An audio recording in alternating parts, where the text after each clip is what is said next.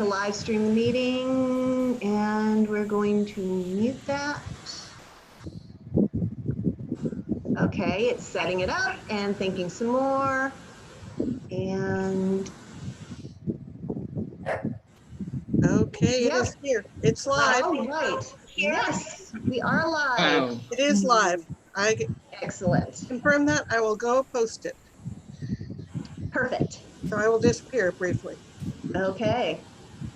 And we'll get another minute or two for Abigail to go ahead and get the link posted. So people can join in if they're interested and won't have missed anything. And then we can go ahead and get started. But in the meantime, I am tickled, all shades of pink that how many we have joining in with us. And it is just so absolutely cool to see everybody's faces.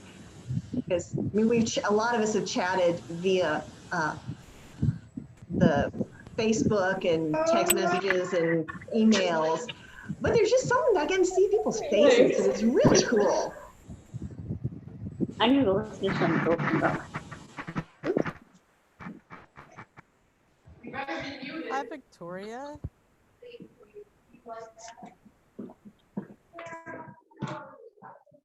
Brian? Brian, why is my camera not working? No. Okay, and you are now live on the Facebook page. All right, that is spectacular. So welcome everybody to our first ever live at a distance Austin Variations event. And I'm so glad you guys came. This is JAFF in June. And we have got this weekend and next weekend booked with all sorts of really spectacular events. We have talks, question and answer sessions. We've got, I think, a panel discussion. We've got readings from various authors. And we have a couple of plays scheduled, which I think is just brilliant. I'm so excited that we were able to get that on the schedule. So thank you for coming. Please check the Facebook page for the latest schedule updates. We've got this weekend fairly well planned out, but next weekend we could have some tweaking depending on the things that we learned this weekend, because like we said, we're kind of a work in progress here, figuring out exactly how to make this work. So keep an eye on the Facebook calendar for what's going on next weekend, and we'll be sending out another link for the Zoom meeting for next weekend. So that everybody can join up then. One word. So let's, I'm going to go ahead and try to mute all the microphones for now so that we don't get the background noise. Because what happens is we get background noise from 35 different mics and it gets really difficult to hear. So let me try to do that and unmute myself then so that I can keep talking. So crossing fingers that that's going to work. So search device manager. All right. Can everybody still hear me? It looks like that's working. So there is a chat function on your Zoom. If you look at the bottom of your screen, you move your little mouse over your screen and then look at the bottom, there's a little chat bubble that says chat underneath. So we're going to use that if you have any questions as we go along, because hopefully we'll have a little bit of question and answer time after we're done, or if there's just a burning question as I'm talking, feel free to put it up in the chat and I will definitely try to answer those questions, because hopefully, maybe, fingers crossed, I will actually have the answer. Which is always one of those risks you take when you start speaking on something. Like, oh gosh, I hope someone doesn't ask me something I don't know. But we're going to be talking about chocolate in Jane Austen's day.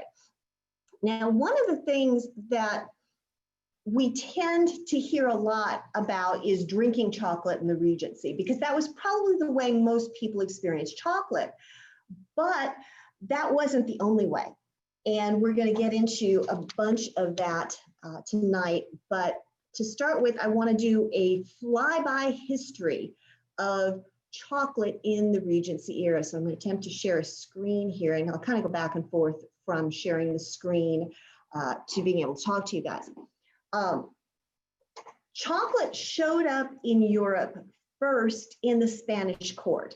And there's kind of a debate about whether it came from Cortez or some other information that's a little bit newer suggests that it was actually a Dominican priest who brought high-ranking Mayan nobles to visit the Spanish court of King Philip II.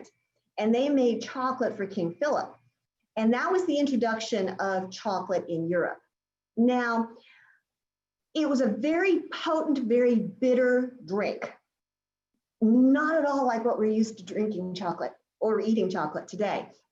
The Spaniards played with it for a while and figured out how to add sugar to it. And then it skyrocketed in popularity. Once you add sugar to something, it gets good, right? And chocolate was absolutely no exception. So chocolate took off once they kind of changed the formulation and made it more palatable to European palates. It spread from Spain to Italy, to Germany, and to France. And along its spread, it kept changing in formulation, changed the way that it was served a little bit. And then physicians kind of got a hold of it and decided that it was a cure for many diseases. So there was a whole line of research, as it was in the era, or recommendations is probably a better way to call it, of ways to use chocolate medicinally, which, you know, I think all of us think that's a good idea. We, especially right now, I don't know about you, but I'm definitely seeking out chocolate in medicinal levels at the moment, you know, just about on a daily basis. It wasn't until it got to France that it was able to hop over to England, and we saw chocolate making its way into England. That was about the 1650s is when we saw that happen. Sorry, trying to scroll through here. And I've got so many things on my computer, it's not sure which screen I'm looking at here. Chocolate came over in the 1650s and started in the royal courts. And we'll get to a little bit more detail on chocolate in the royal courts in a couple of minutes. But it was definitely expensive. It was an import. And of course, because it was an import, it was taxed very heavily, which put it out of the range for the average person or even the middle class to have access to. So it was really a luxury good that was first limited to the royal courts, but then it moved into the chocolate houses. 1657 is when we mark the first chocolate house appearing. Now, a chocolate house was the Starbucks of the Georgian era, is really the best way to think about it. It was like Starbucks today. And they didn't just serve chocolate, they often served coffee and tea and cider, which in that era was hard cider, as well as chocolate. But since chocolate, for a lot of reasons, was the most difficult drink to produce and the most expensive, that's really what chocolate, that's really where the name of the houses came from. They became chocolate houses. And one way that, a kind of sneaky way to tell how popular chocolate became, in 1673, in a publication, a lover of his country took off on a tirade about the dangers of chocolate. It was in the Harleian Miscellany. That's a word to say, isn't it? And he was just adamant that chocolate, as well as brandy, rum, and tea, should be banned because this imported article did no good and hindered the consumption of good old English-grown barley and wheat. So the fact that people are getting a little upset about it is kind of a hint that maybe it was really popular. Does that kind of make sense? Chocolate was also tied, the rise of chocolate was tied to the Industrial Revolution. And we can see major leaps in the production and availability of chocolate with different advents in technology. In the early 1700s, hydraulic and steam-driven chocolate mills were invented, and that started to drop the price of chocolate and make it accessible to much more everyday people. About 1730 is when we see the price really dropping and chocolate moving from being really exclusively in the chocolate houses to being much more accessible in the home. And that was because the chocolate mills could crush the chocolate nibs and make tablets, which were the quick and easy way to be able to use chocolate. And I'll get into more depth in that in a few minutes. So we see a big change in the consumption of chocolate in the 1730s. In 1824, we see the first hot chocolate that's more like what we know today. And that's from Cadbury, which is a name we still know in the chocolate industry. In 1828, the chocolate press was invented, which allowed us to separate cocoa butter from cocoa powder. That lowered the prices again, and that's where we get chocolate bars. Because now we can control the amount of cocoa butter and versus the amount of cocoa powder. That's what's crucial for making a chocolate bar. So we didn't see real candy bars until 1824, where we're now out of Jane Austen's era, out of the Regency, and more heading into the Victorian era. The first commercial chocolate bar came out in 1847, and we see Nestle's, which we know today, coming along in 1875. And all of those are following, again, different processes that started to affect the production of chocolate tied to the Industrial Revolution. So,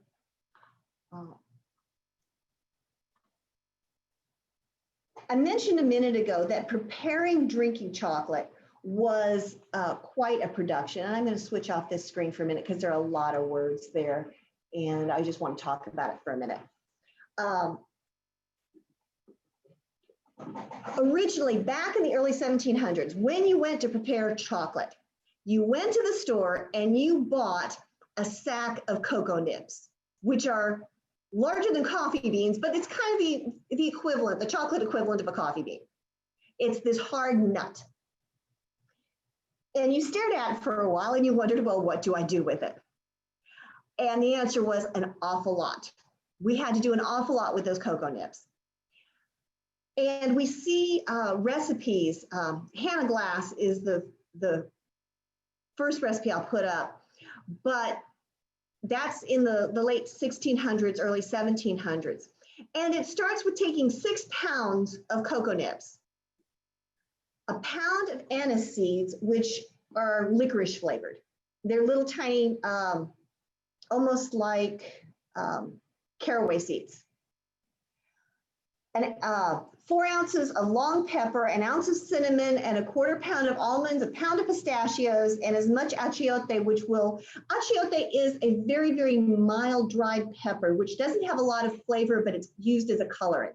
It's a natural food coloring, and in the Southwest, you see it used a lot to create yellows and oranges. So you added it to make it a nice brick color. You added musk and ambergris, which is the product of sperm whales, and some sugar, nutmeg, and then you beat them to a paste. And you beat them some more, and you beat them some more. I'm going to show you the picture of what this thing that we beat it with looked like. There you go. This is a chocolate stone.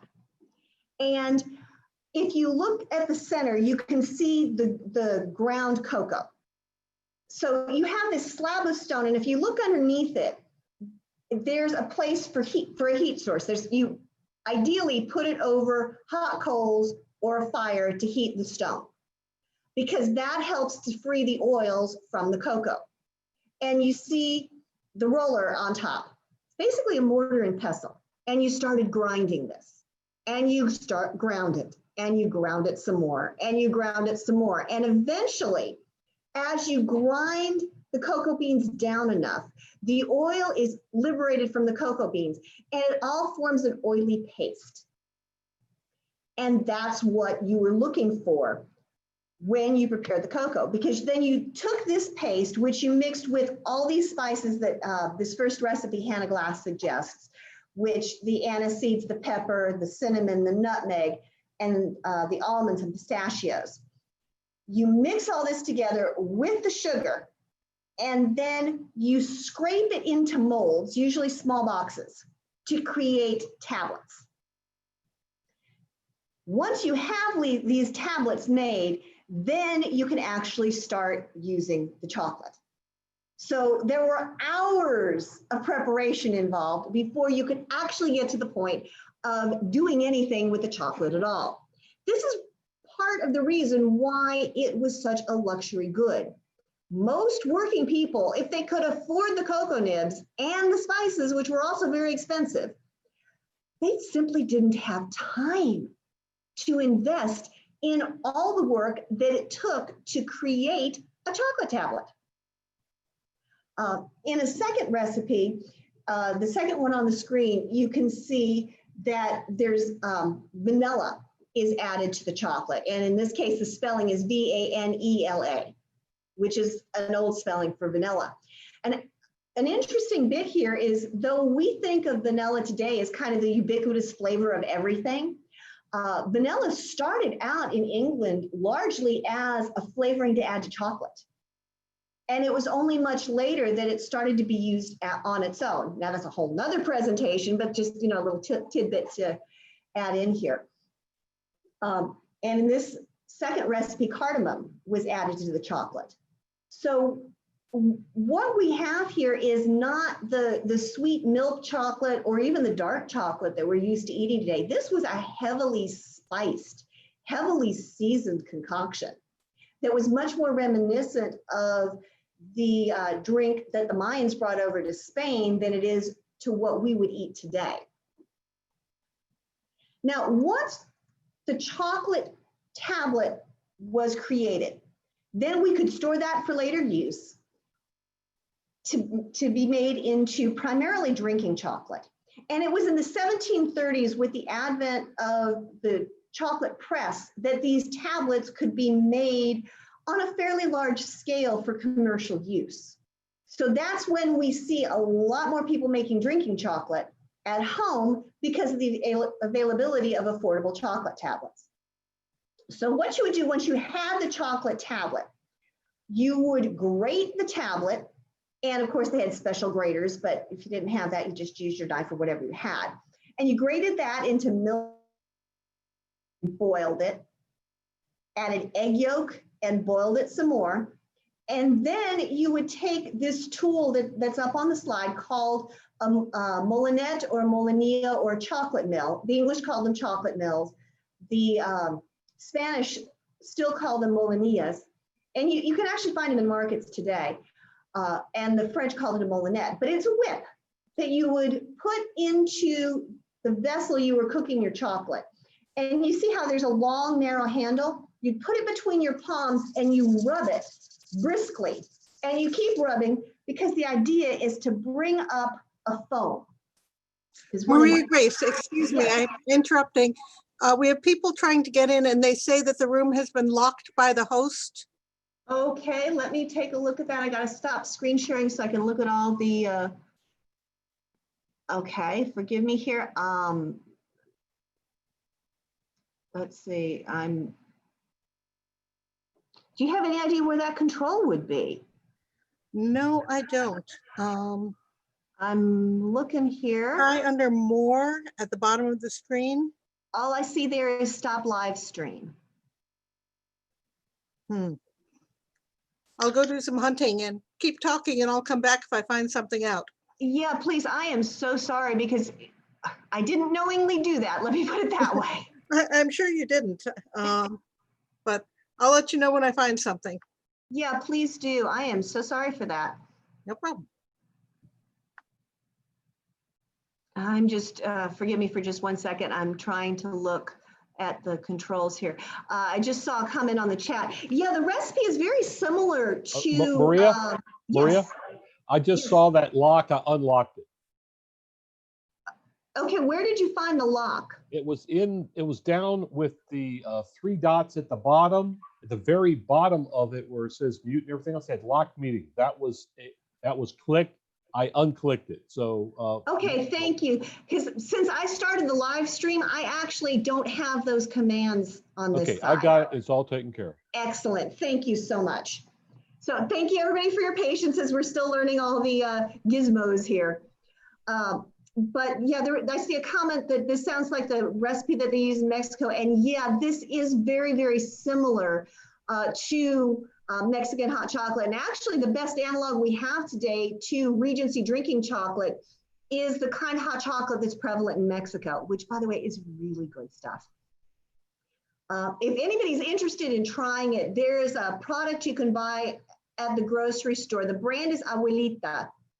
And it's a Mexican chocolate tablet made specifically for making hot chocolate. And it's a great start. It's got a lot of cinnamon in it and a very granular sugar. Actually, I like to just chew on them straight from the box, but that's another story. Can you spell that brand? Abuelita. Let's put it in the chat here. Abuelita. It means grandmother. Gina asked, what is a long pepper? Oh yeah, it is a Nestle brand. You're right, Chris. I just remember it as Abuelita. I don't really know which kind of pepper is a long pepper, but it's not a bell pepper. It's more of a spicy pepper. I do know that much. But I really haven't been able to trace down which one exactly was the long pepper.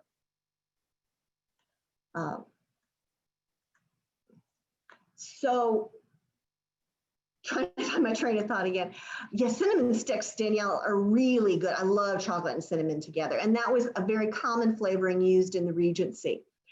So it was such a production to make hot chocolate or make drinking chocolate in the morning.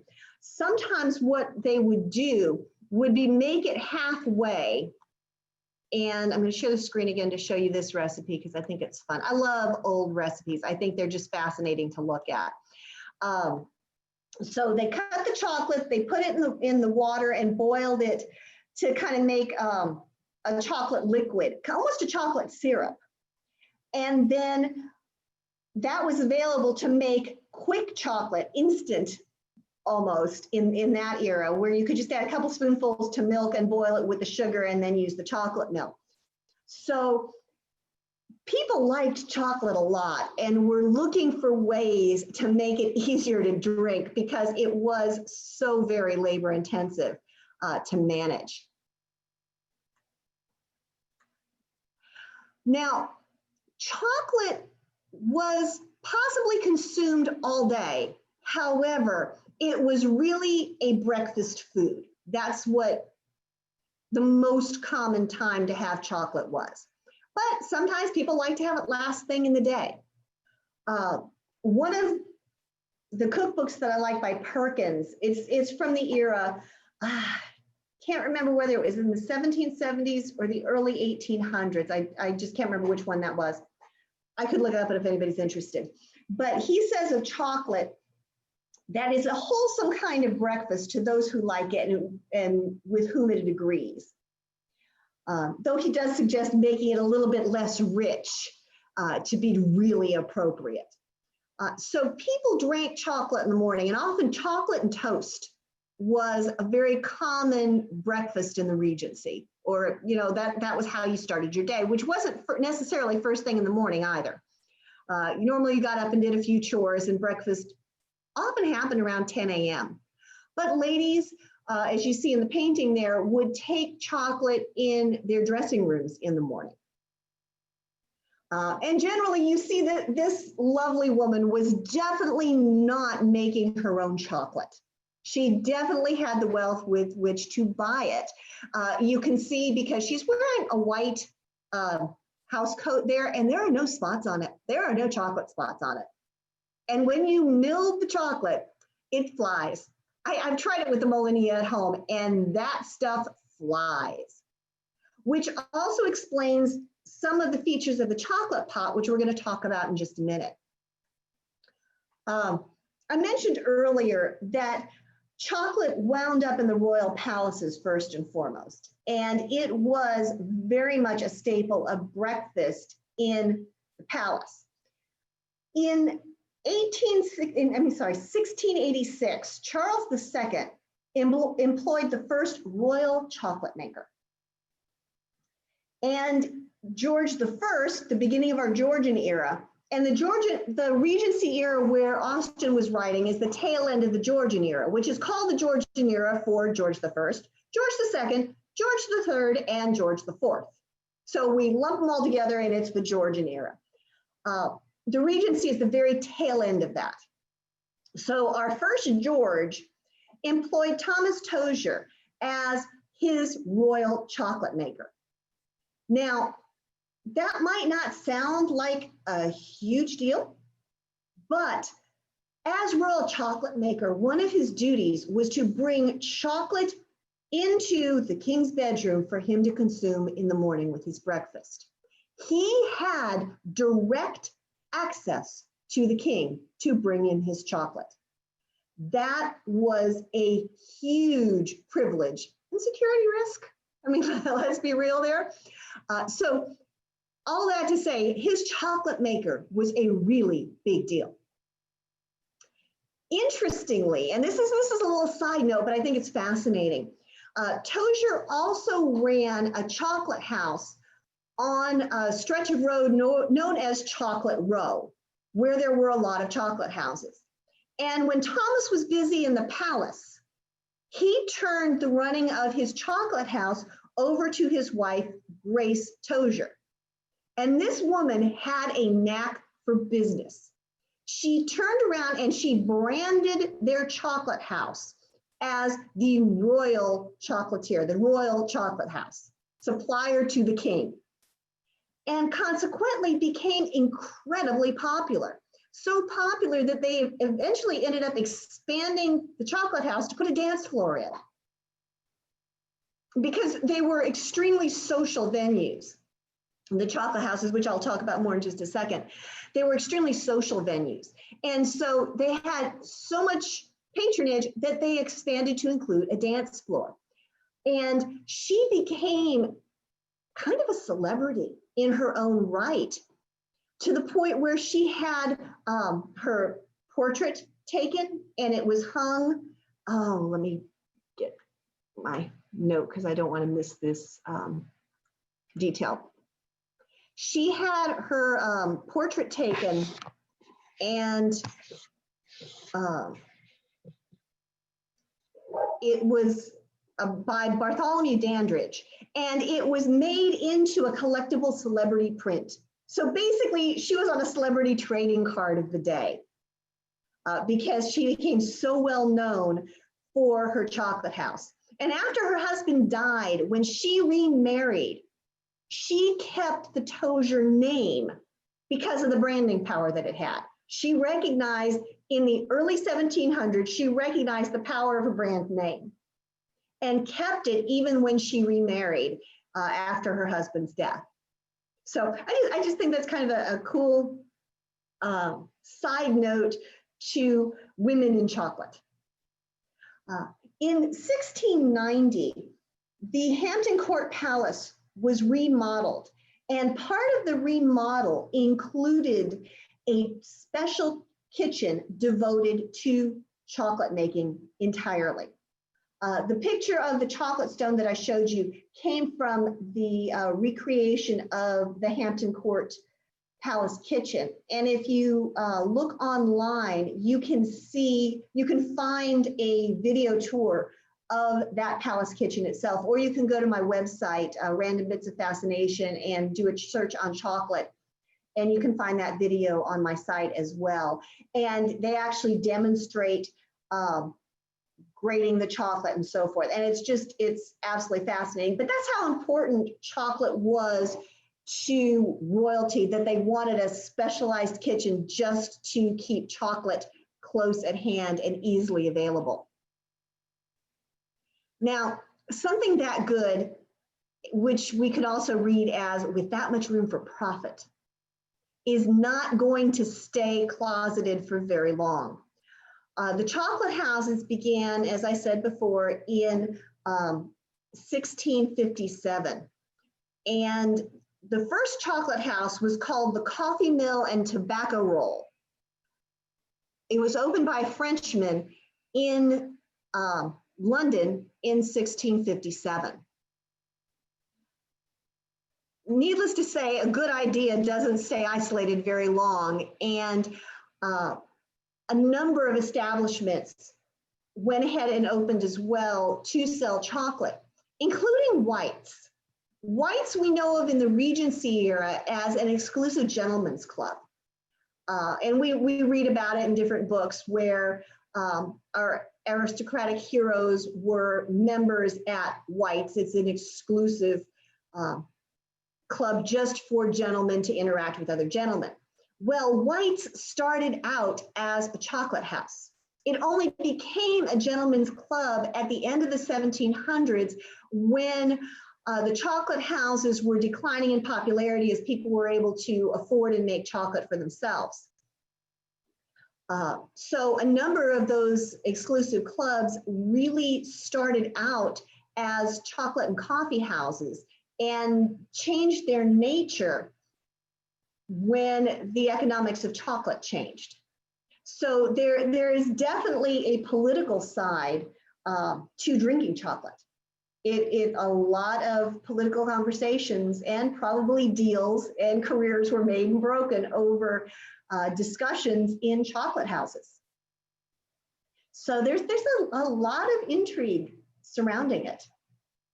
But into the 1730s, chocolate tablets became more affordable.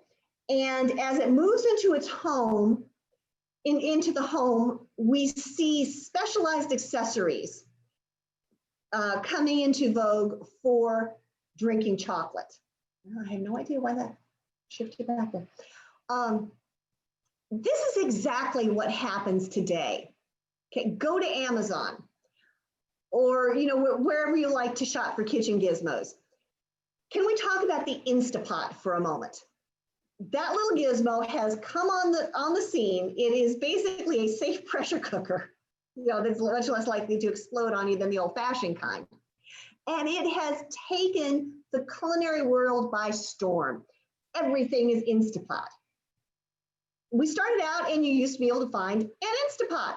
And now there are 753,000 gadgets to go along with your Instapot. Because once you have that, then you're going to want this and that and the other thing to go along with it. Chocolate was kind of similar. Now, the gadgets that we have in this case really revolve around the making and the serving of chocolate.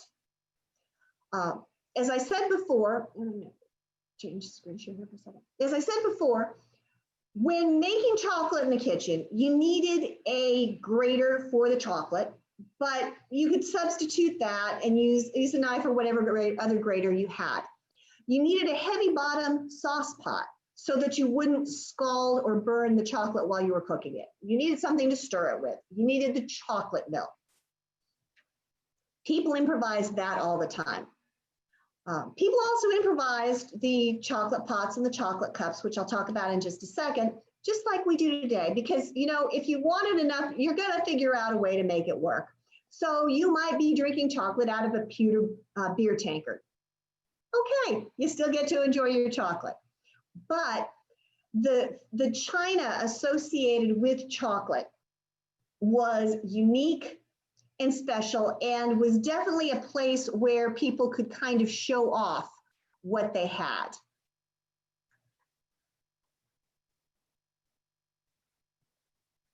Chocolate pots were one of the, sorry, my screen here just did something weird. Can everybody see my slide? Nod at me, somebody, if you can see the slide or if you're looking at me.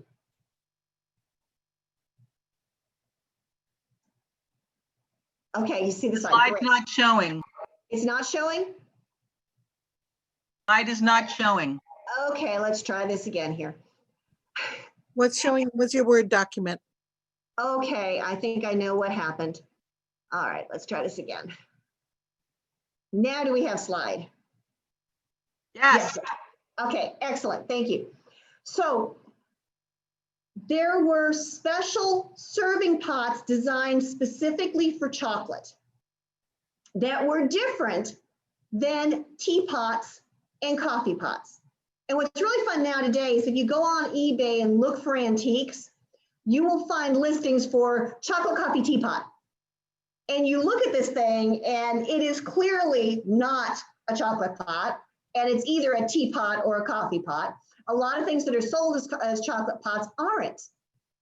And it's because people have no idea that they really, really are different. And the differences are based in the nature of the beverage itself. So looking at the chocolate pots, okay, one of the big distinctions, okay, this first one here is one of the oldest, and it kind of shows it's not really pretty, but as we get to the prettier ones, the more expensive ones, we can see some of the distinctions more clearly. The spout of a chocolate pot, you can see on these, is mounted up very high at the top of the pot, and the pot itself is tall and narrow. Well, it's tall and narrow to help concentrate the froth, to get it up at the top and to hold it there. And the spout is up at the top, so when you pour it, you get some of the froth pouring out when you pour the chocolate into the cup. If you look at the top of the chocolate pot, and I don't know if you can see my mouse, but here and here, you see there's a little opening where the handle of the chocolate mill can stick out, so you can close the lid and spin the chocolate mill to keep the froth up while you're serving the chocolate. And that's one of the ways you can prevent getting covered in chocolate splatter when you're serving from a polite sort of way.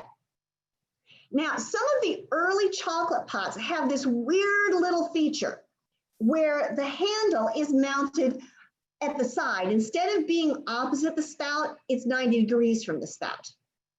And that was kind of the original way to do it. If you ever see a pot where the handle is mounted straight and 90 degrees from the spout, you know it's a chocolate pot, because they were the only ones that ever did it.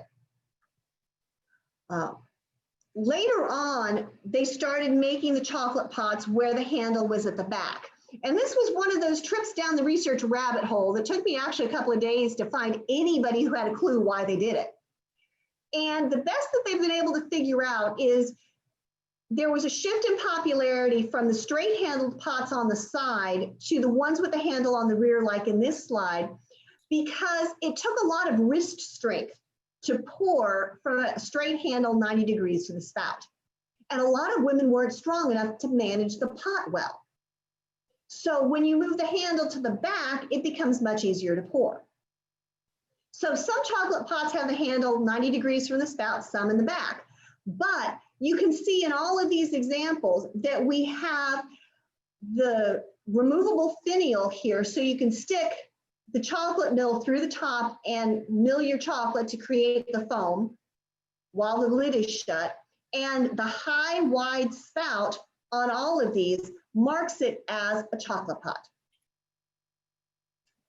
That's how you tell a chocolate pot. This is a setting with both a chocolate, coffee, and teapot, though the chocolate pot is in the back. Teapots, you remember the old song, I'm a little teapot short and stout?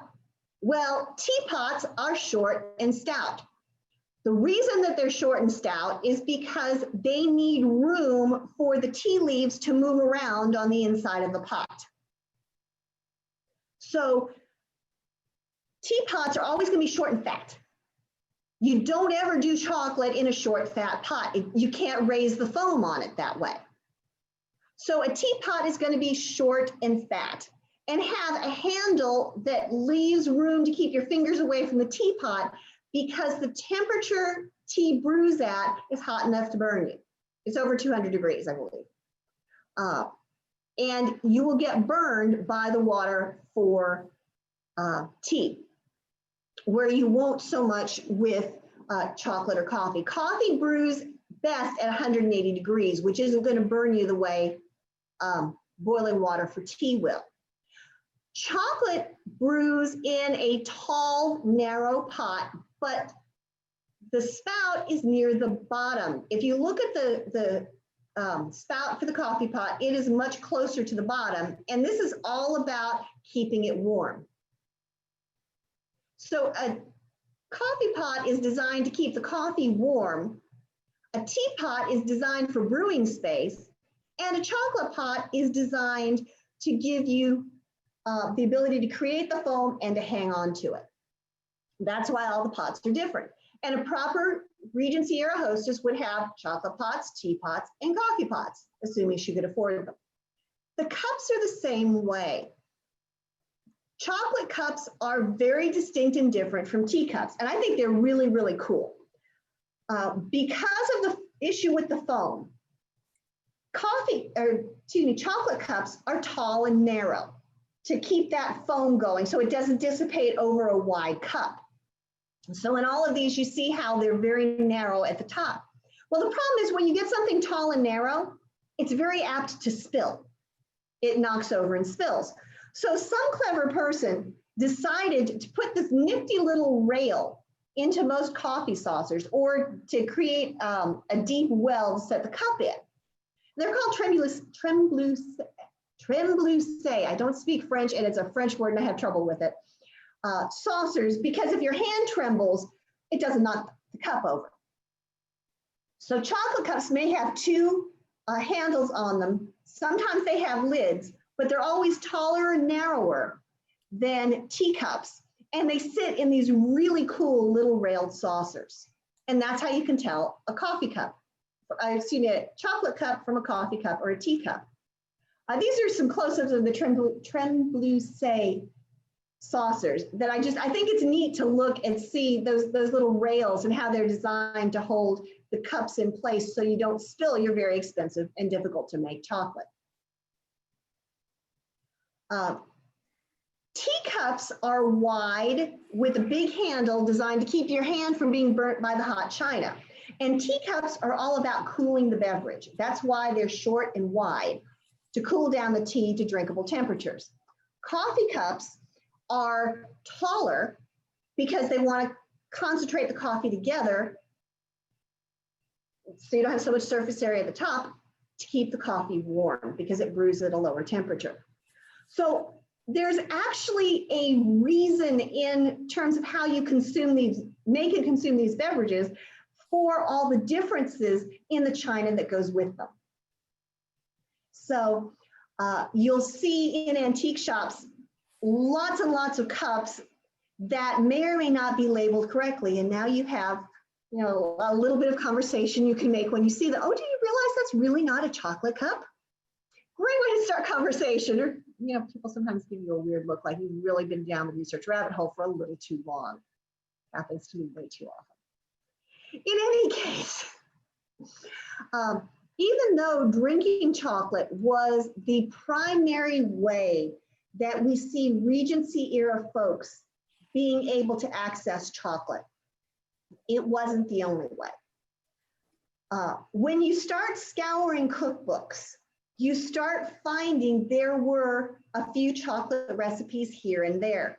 And some of them were in specialty cookbooks really aimed at professional cooks in large establishments, large estates, large homes, employed by the aristocracy. Some of them, though, were accessible to more common kinds of cooks. Now, none of these are a good old-fashioned chocolate bar. We don't see that happening until we're able to separate out the cocoa butter from chocolate. And that, again, didn't happen until the 1820s. But some of these recipes are really, really cool. And I am planning to do a series on the website where we look at the historical recipes and then find modern analogs, because although a lot of these we can still make today, trying to go from the original recipes, you'll see, is just a little bit challenging. Just a wee little bit, like the complete lack of measurements. I find that a little, rub enough butter in. It's like, well, how much is enough? Sometimes it's a little hard to tell. But we find recipes for a few candies. Again, not chocolate bars per se, but a couple of candies. We find recipes for biscuits or cookies, custards and creams, tarts, ice cream and Italian ices, mousses, and I actually found a recipe for chocolate liquor, which we will get to in just a minute here. The candies basically involved mixing the grated chocolate from the tablet with sugar, melting it together, and creating small drops that were might have a nut inside or like a caraway seed or something like that, and rolled into what were called olive shapes. They were chocolate olives in some recipes, which sounds entirely unappealing until you realize that it doesn't actually contain an olive. And then these drops might be covered in sugar nonpareils, and we call that today, that candy is a nonpareil. So that was one of the candies that was accessible and available in Austen's era. Now, keep in mind though, that this chocolate is still going to be pretty bitter because it doesn't have the milk and those kinds of things added to it. We're still talking about extremely spicy with things like cinnamon, cardamom. Orange water and rose water were also popular flavorings added to chocolate. So even if it looked like today's chocolate, it still had all of those extra flavors added to it that set apart from what we would eat today. This recipe fascinated me. It's a chocolate conserve, and actually in the cookbook it was just called Of Chocolate, which I looked at and thought, okay, gee, that's really helpful. Let's see what we can suss out about this. And as I'm looking at this recipe, it talks about bringing the chocolate up to grand plume, which took about 3 more dives down the rabbit hole to find that what they were talking about is heating the chocolate to softball stage, which is the stage when you heat the sugar and it forms a soft, squishy ball. In other words, this was fudge. This chocolate conserve that they were talking about really was analogous to today's soft fudge. So this was chocolate and coffee and sugar basically mixed together for a fudge-like candy. Now there was no extra fat added to this, so there was no cream, no butter, and what we think of fudge today. But the closest analog I could come to this was a mocha kind of fudge that was soft and probably spread on toast or something like that. I don't know that for sure, but I just kind of see that given what the recipe looks like. So those were the big ways to enjoy chocolate in candy form. Now biscuits or cookies were another option for the era. And there were 3 basic kinds of strategies for making cookies that I found. Keep in mind that baking powder was not really readily available at this point. So in order to keep things from being flat, hard lumps, you had to find some way to incorporate air into the recipe. So usually that meant beating egg whites, because egg whites will hold the structure and hold the air as you bake. So this first recipe for cookies is, let me just make sure it's the one I'm thinking of. Yeah, this one is very much like a chocolate meringue. It's egg whites and chocolate and sugar baked.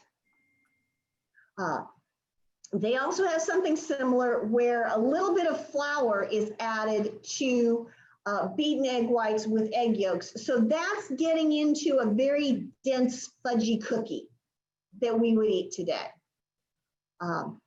Now the chocolate biscuit, the first chocolate biscuit I talked about is completely gluten-free because it's a meringue and only has eggs. And the second kind that I found was also gluten-free because it was almond, basically almonds pounded into a flour. So these were they're going to be very heavy almond flour chocolate cookies. So those were the forms of chocolate cookies that we would see. Not, there weren't going to be anything crispy and delicate and beautiful. They didn't have chocolate chips or anything like that. These were fairly dense, fudgy kinds of arrangements. Creams and custards were another way that chocolate was commonly enjoyed. And a custard is different from an American pudding because a custard is thickened by heating egg yolks, where American puddings have cornstarch in them. So this would be more like the filling of an eclair. A pastry cream is what we would call it today.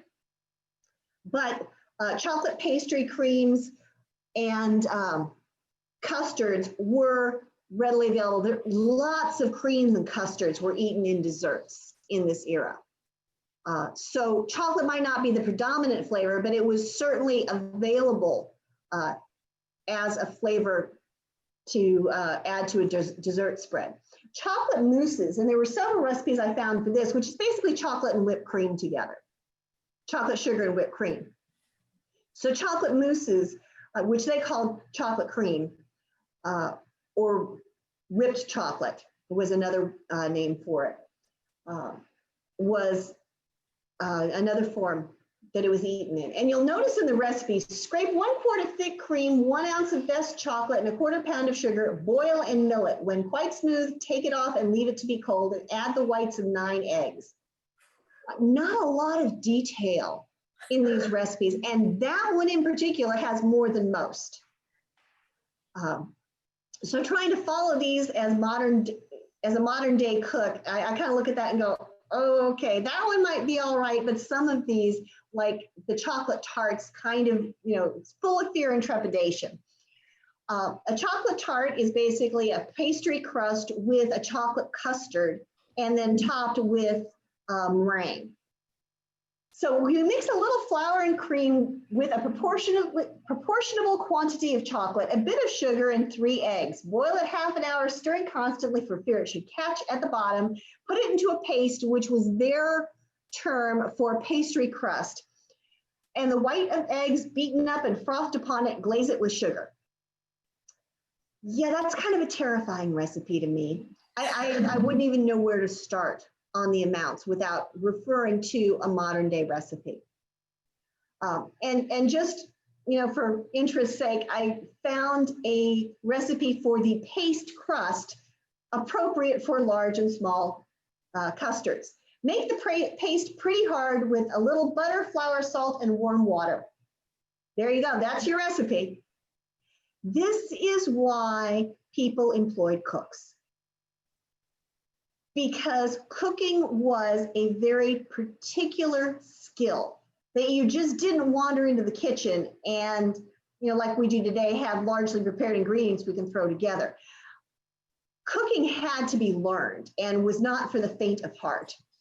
You know, without electric mixers, just for one, there was hours worth of beating to get, and crushing and fabricating to make things work. So this is why people hired cooks, because it literally would take you all day to create a lot of these things.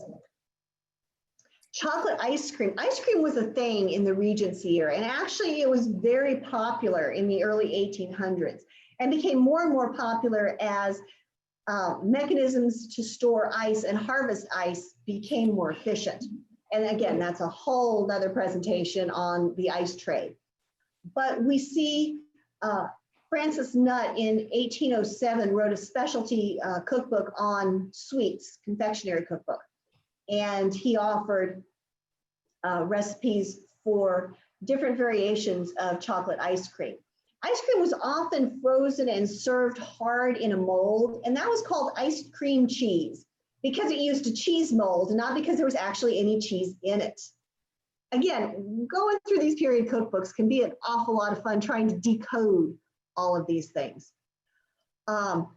Just as an aside, do you see this right here that looks like a teacup or a chocolate cup or a coffee cup? Guess what? It's an ice cream cup. which is different than a tea, chocolate, or coffee cup. Part of the reason you see here is the foot on the cup. That keeps it up off the table and helps insulate the the ice cream in here to keep it cold. The handle also kept the hand away from the china, again, to help keep the ice cream cold.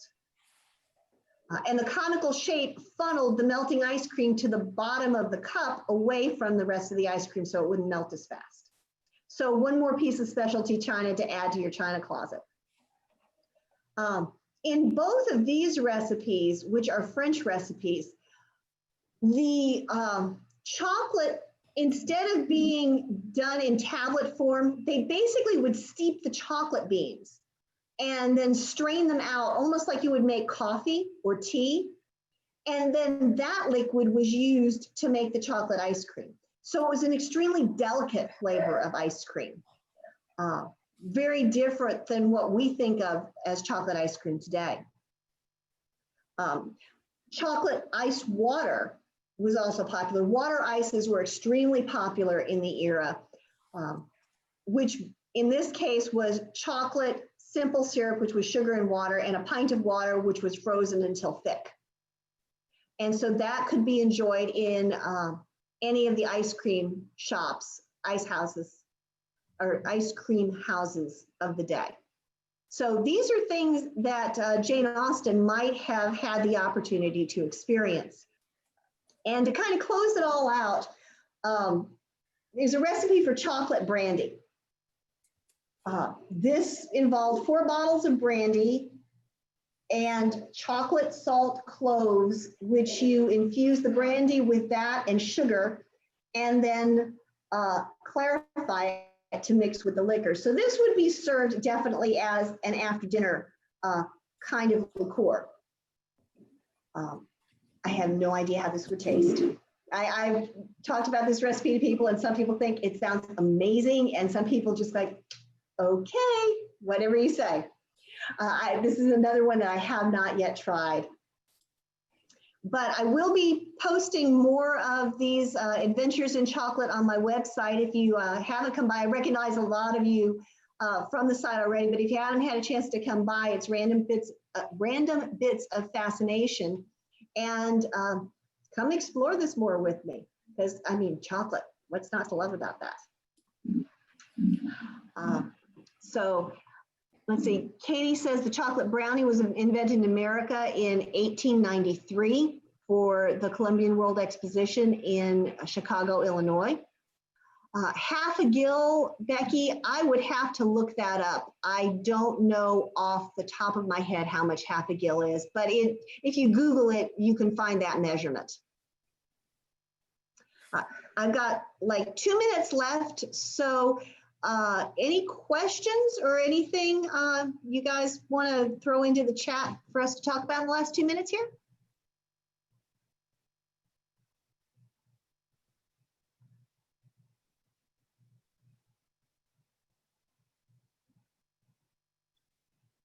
Okay, well, I am really just tickled to have seen everybody. Thank you, Betty. I am tickled to have had you guys here today. This has been such fun to get out of the quarantine routine and to get to talk with you guys and see your lovely faces. I've seen people today. This is amazing. And I will go ahead and hand this off to Abigail. Is it you who are next? Well, you can turn the hosting over to me, but the next person is Lucy. Oh, okay. I was just blanking out on it. So let's introduce Lucy to come in and take over. She's doing a reading today. Is that right? I am. Okay, great. Well, I will hand this over to you and wait with bated breath. Thanks. Great. Thanks very much. I'm really glad to see so many people here today. I am, obviously you can see my name on here. I'm Lucy Marin, and I am sitting here with one of my cats. So if you see something strange running across the bottom of my screen, it's her. She doesn't like to be away from me. Oh, very sweet. So I'm going to be doing some readings today from Mr. Darcy, A Man with a Plan. This is a novella, about 22,000 words, that is actually going to be published in July, so just a few weeks from now. It will be available in the Kindle store, and pre-orders are available now. Throw that out there too. And for anyone who's followed me at all, either in the online boards or who've read my more recently published book, this is actually the first Regency story I wrote. Before that time, I'd written only modern, and I wanted something that would ease me into historical writing because it is quite different. Just some of the language, making sure you get some of the historical details right, and doing all of that research, which is a lot of fun. So I wrote this a bit lower angst because I do like a lot of angst in my stories. This one doesn't have very much. The plot of this story is pretty straightforward. It starts after the Hunsford proposal. Darcy leaves Kent, just as he does in Pride and Prejudice. Elizabeth goes to London, as she does in Pride and Prejudice as well, but she ends up staying with the Gardiners rather than returning to Longbourn with Jane and Maria Lucas. She wants a peaceful environment in which she can think about everything that's happened so that she can understand how she so misunderstood Wickham's and Darcy's characters. When she's out shopping one morning with Mrs. Gardiner, Darcy sees her, and he wants to know that she's rethought her dislike of him. So he speaks to her. What he really wants to know is that she knows she was wrong about him, and that she was wrong to dislike him and really wrong to refuse him. They don't have much time to talk though, and he happens to know that she and the Gardiners are going to be visiting Kew Gardens the next day. So he decides he's going to take his sister and go to the gardens as well so he can run into her and talk to her some more and get what he thinks he needs for his own closure. So they meet up there. This is all leading up to the first bit I'm going to read to you. But they meet up there. She apologizes to him for how she spoke to him during the proposal. He doesn't really say much about it. He doesn't have a lot of time again. He goes home. He thinks about her some more. And then he devises a plan to show her that he has changed and to win her love, because he realizes that he still loves her and he wants to marry this woman. The book also has a subplot with Jane and Bingley in it. But otherwise, that's pretty much the story in a nutshell. So I'm going to read 3 bits from the story. This first one happens when Elizabeth is still in London.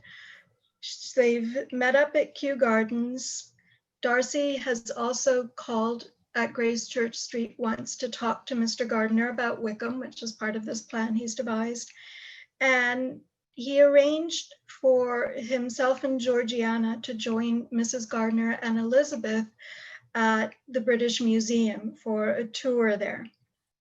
Elizabeth is really frustrated and she wants to figure out what she did wrong or how she misunderstood him. And he keeps turning up in her life. She just wants him to go away. And it only gets worse when, once again, Darcy pops up. He and Georgiana come to call at Grace Church Street.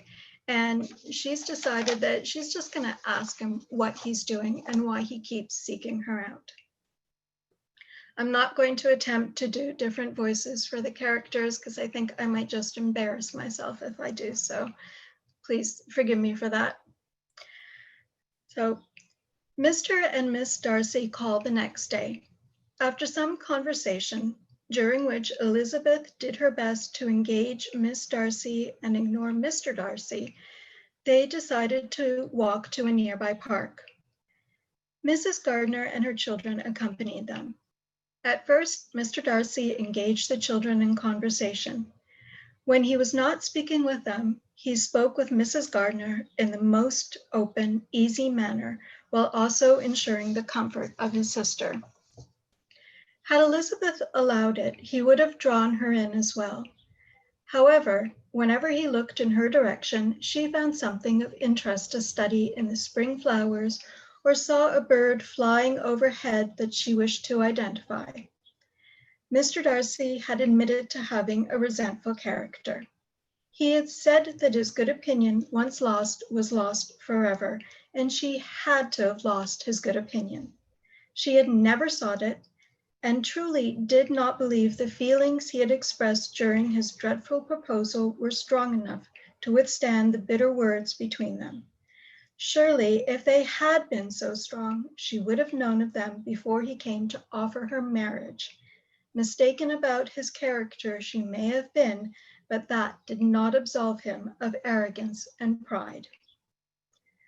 After some half of an hour, Elizabeth could bear the confusion no longer, and as soon as a chance for a private word arose, she asked, "Mr. Darcy, what are you doing?" "Miss Bennet?" "Continuing to seek me out, furthering an acquaintance with my aunt and uncle, introducing your sister to us." Mr. Darcy looked at her, his face reflecting nothing other than the two of them having a pleasant conversation about an inconsequential matter. Elizabeth found it annoying, even as she knew it was prudent to create such a facade. "I do not understand," Elizabeth huffed. "I have admitted that I was mistaken about your character, and I have apologized, which I have accepted." He gave her a quick smile. Elizabeth swallowed her frustration. "You admit that this has all been to prove that I was wrong?" "Oh, yes." The ease with which he acknowledged it made Elizabeth want to scream. She gritted her teeth and took a moment to admire the new soft green leaves of a beech tree before continuing. "Then I fail to see what you have to gain by persisting. I have done so. This is not about your understanding of my character. That is not the error I want you to admit to. I do not," she shook her head. If she were not worried that her aunt would see her and be alarmed, she would rub her forehead. Mr. Darcy was giving her a headache. "I have admitted my behavior has not always been what it should have been, and I understand the consequences of that. No, but I am taking steps to rectify my errors." "Mr. Bingley," Elizabeth said quietly, "for one." He slowed his pace, forcing Elizabeth to do the same.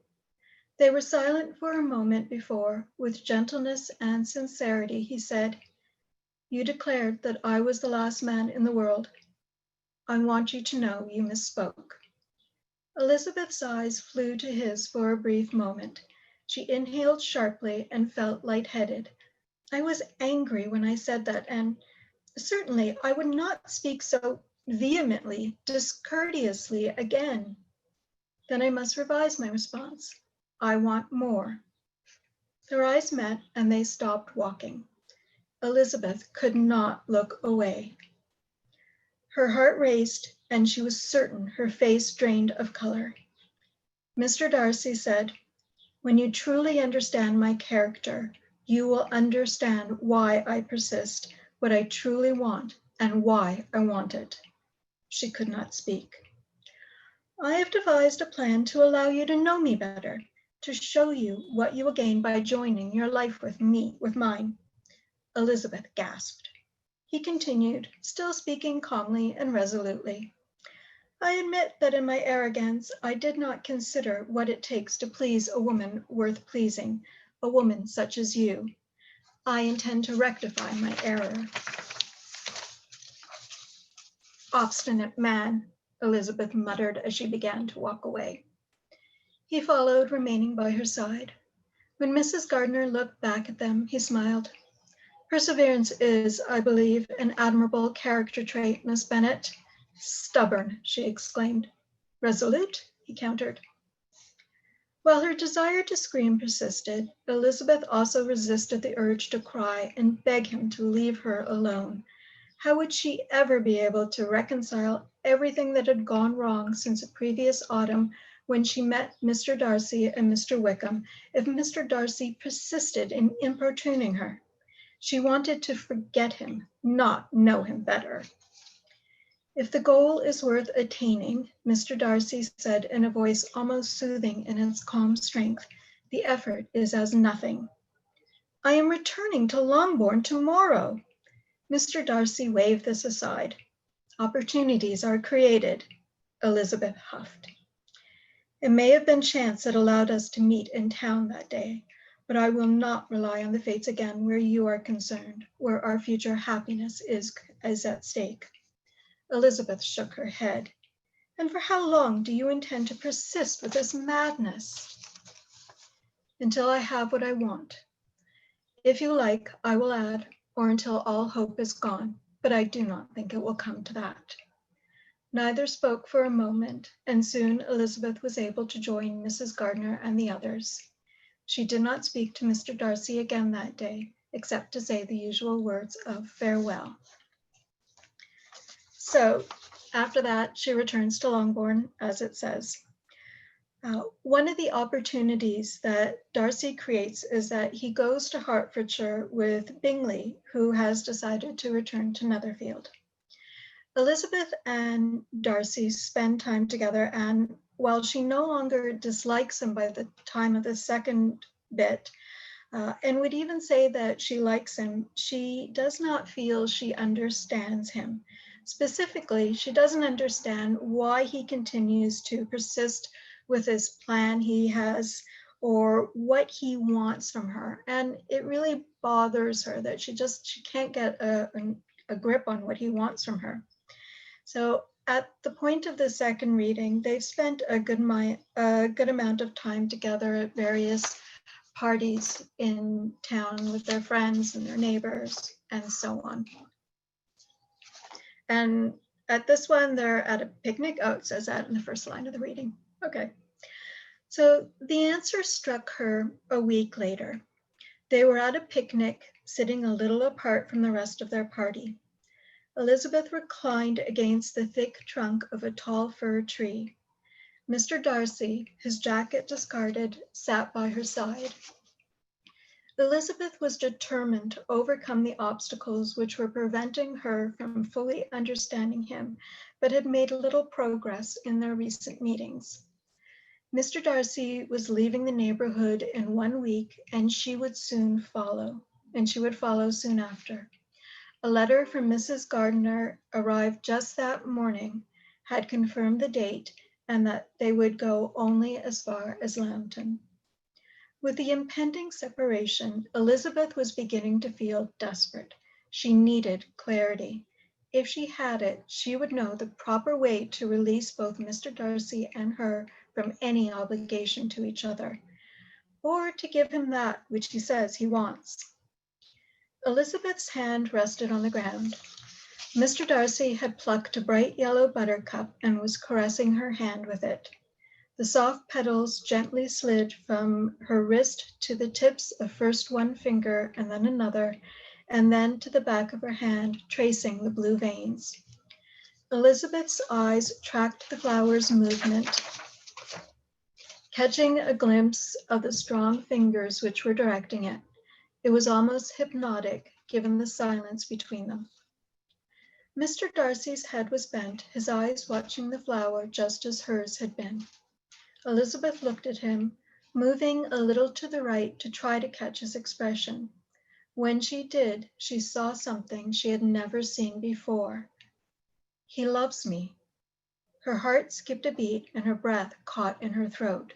She could not deny what her eyes showed her. There was a softness, a quiet joy and vulnerability about him as he sat beside her and caressed her hand, using the buttercup as a proxy. With his head bent and their relative seclusion, he must have felt comfortable enough to relax his usual reserve. Or perhaps, Elizabeth realized, she now simply allowed herself to see and understand. He truly loves me. That is why he is here, why he has accepted my admonishments. He loves me and wants me to love him.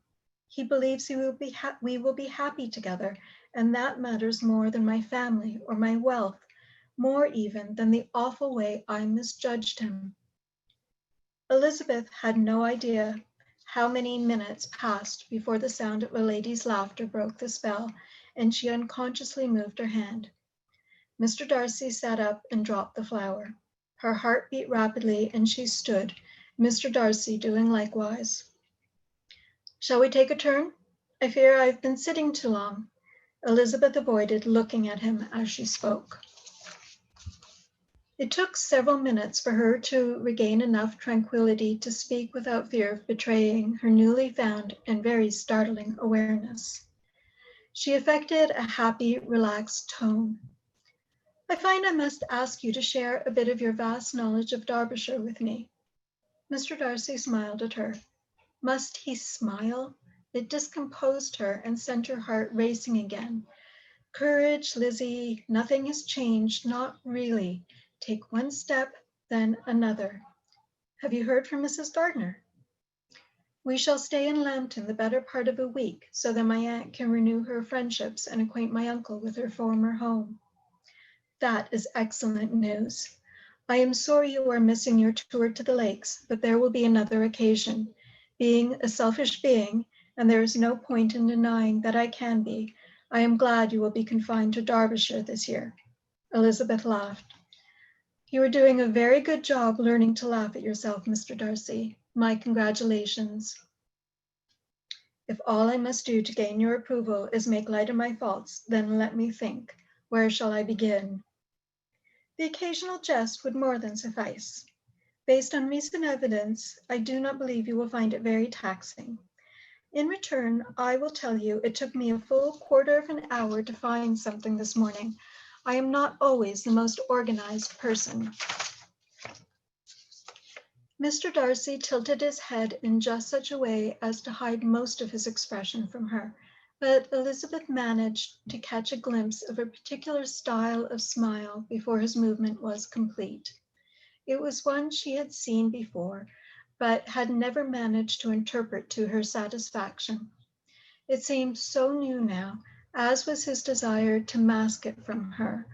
Knowing she did not return his feelings, he, strong, self-assured Mr. Fitzwilliam Darcy of Pemberley, was diffident about exposing the depth of his regard. Why had she not understood before? Perhaps because I did not want to. Foolish, foolish girl, purposely misunderstanding him again. You will be delighted with Derbyshire. I can already hear you wishing for more time than you have to explore all of its wonders. Elizabeth laughed. You are very certain of yourself. About this, I have no doubt. Elizabeth opened her mouth to reply, but he forestalled her. No, before you tease me further, and yes, I do know that is what you were about to do. I can see it in your eyes. Tell me, does Mr. Gardiner enjoy any particular sports? Does he care for fishing? As they continued to walk, Mr. Darcy quizzed Elizabeth about the preferences of Mr. and Mrs. Gardiner. In addition to answering these questions, she told him what she knew about their itinerary and studied him carefully as he told her what she was likely to see. He spoke knowledgeably about Lambton and fondly of Pemberley. It was as though she was seeing him for the first time, and it was a rather pleasant experience. Okay, so that was the end of the second reading. And as implied by it, Elizabeth does go with the Gardiners on a tour of Derbyshire. Although Darcy would have loved to have them stay at Pemberley, Elizabeth asked him not to invite them to do so. She doesn't want to give anyone, such as her mother, the impression that there's more of a relationship or an understanding between them than she's comfortable with. Darcy, of course, as part of his plan, does everything he can to show Elizabeth why she should accept him and what her life would be like as Mrs. Darcy. So in this scene, it's a short little one, but in this scene, Elizabeth has already been to Pemberley once with her family, and she's gone that morning. She went on a tour of the neighborhood with Darcy and Georgiana. So Elizabeth lay awake for a long while after retiring that night. Mr. Darcy's attractions continued to increase, but she remained troubled. By 2 o'clock, she determined it was not Mr. Darcy per se, but the very matter of marriage which haunted her mind. Her parents' marriage was not a happy one, and now that she was considering the possibility of marriage, her fears of ending up in a similar situation became more pressing. What was it about Mr. Darcy or herself that made her so anxious?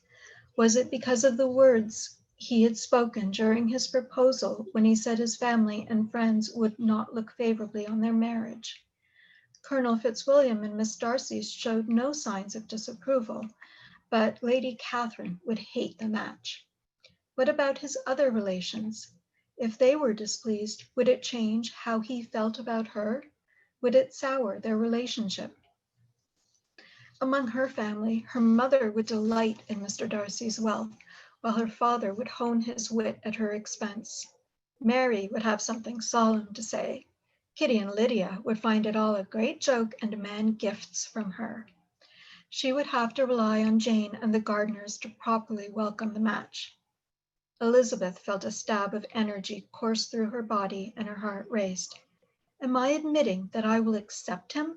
But I do not love him. I do not think I do. I certainly like him and enjoy his company, but she sought her memories for the reasons she should not like him, beginning with the insult the night they first met and his deplorable manner towards her family and friends, to his dreadful proposal in Kent. With each one, she found a way to excuse him. He had been wrong, but since meeting again in town, everything was altered. I have seen nothing to dislike about that man, rather the opposite. He is just what a gentleman should be, just what I would wish my husband to be, intelligent, conscientious, caring, and he is determined. I could not marry him just because he is obstinate enough not to give up until he has what he wants.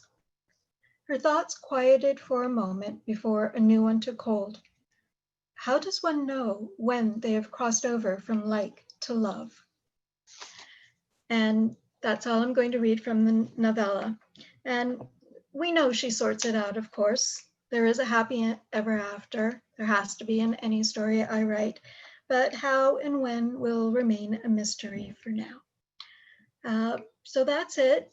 I hope you enjoyed my little bits of reading. If there are any questions or comments, I'm certainly happy to answer them. You're welcome.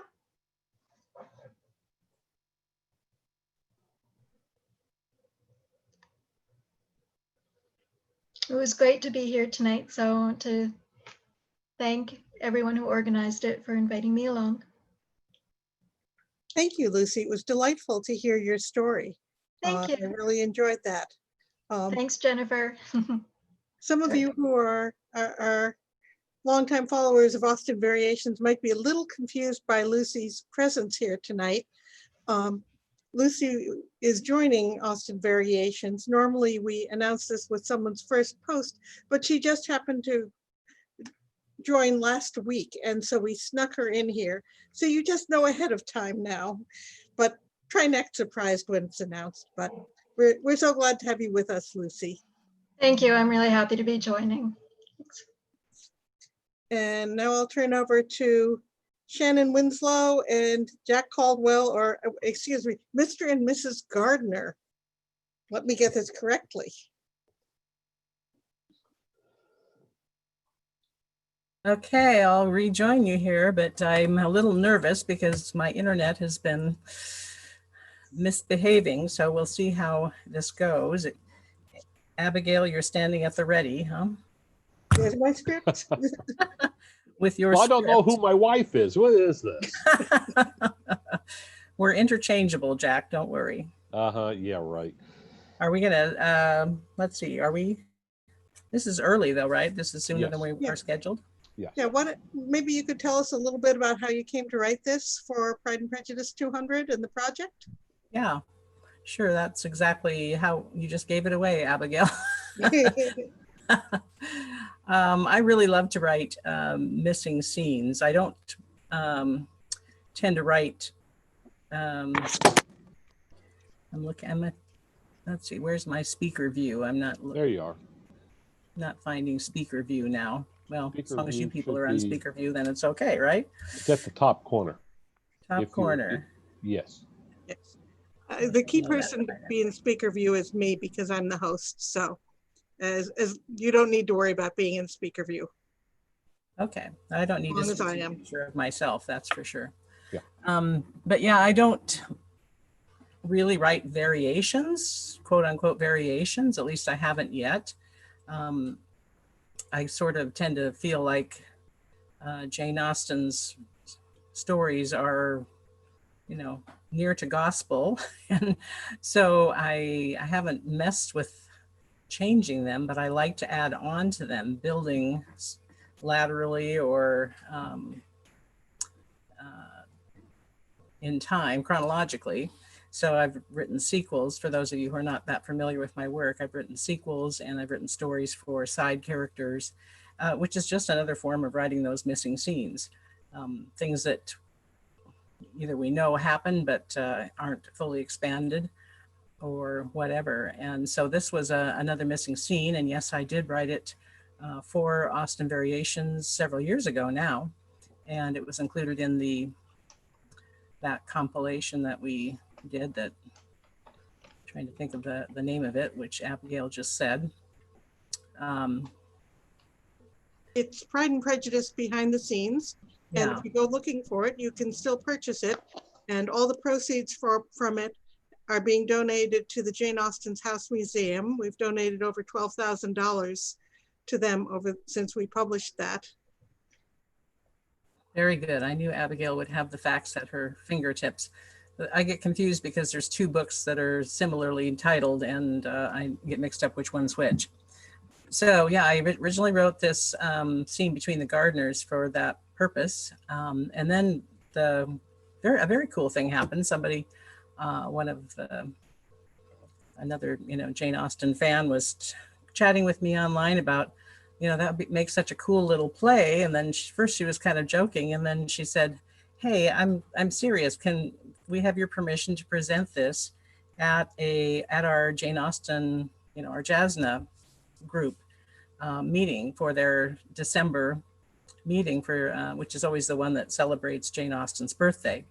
And so yes, I gave them my permission, and I guess it was well received. I would have loved to have been there. It was in Vancouver, Canada, which is close, but not that close for me.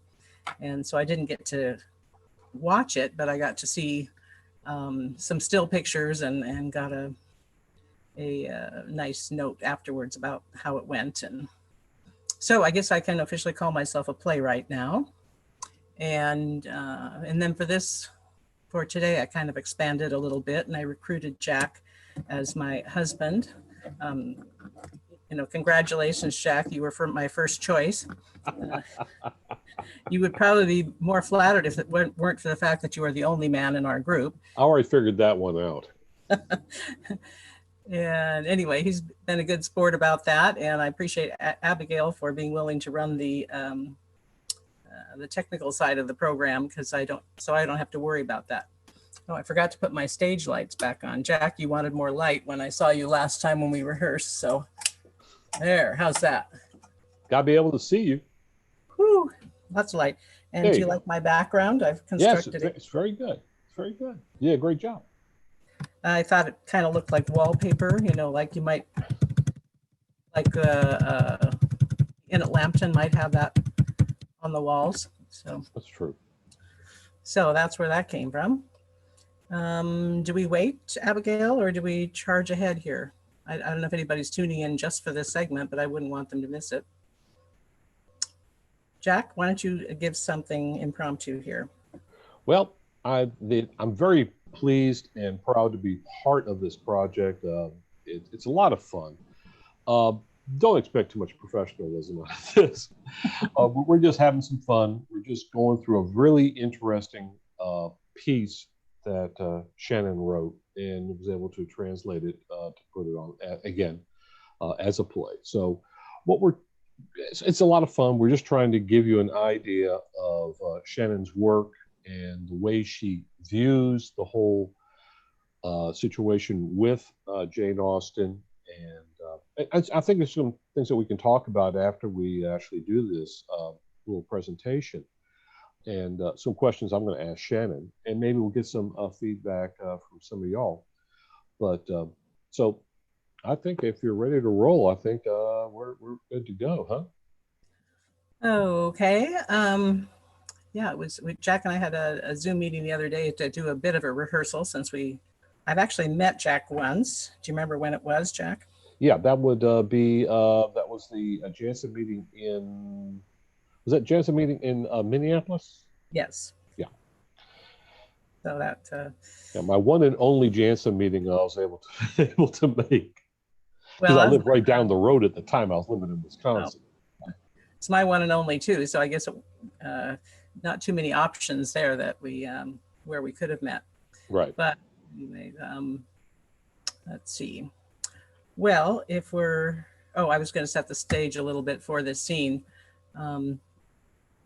It's a scene that takes place in chapter 45 of Pride and Prejudice, where Elizabeth and her aunt and Uncle Gardiner have made their second visit to Pemberley now. Mr. Gardiner to accept Mr. Darcy's invitation to go fishing, and the ladies to wait on Georgiana. And according to the book, Elizabeth and her aunt talk over all the day's events on their return drive to Lambton, everything except Mr. Darcy. So don't you suppose Mrs. Gardiner would be champing at the bit for a private conference on the subject with her husband as soon as they were alone together in the room at the inn? So here is that scene. That is after I take a moment to get into character. There. Now, hopefully I look a little bit more like Mrs. Gardiner. So here we go. What a day we have had, my dear. I could barely contain my curiosity on the drive back from Pemberley. I can tell you that much. But Lizzie, that sly thing, she would not say a word about the one topic that interested me most. And of course, I could not open the subject myself, could I? Since we are finally alone, though, I can at least hear your opinion about it. Speak plainly, my dear. You give me far too much credit. Despite these many years of marriage, I still cannot always read your mind. Can you not? That is very strange. I seem to always know what you are thinking. Well, in any case, my question is simply this. What say you about Mr. Darcy? Is that it? Then I say he has some of the finest fishing in the country. I wish you had seen today's catch today, my love. I dare say there were some of the best specimens I have ever had the pleasure of pulling in. There was one in particular, one of prodigious size, that put up a heroic fight. No, Mr. Gardiner, not the fishing.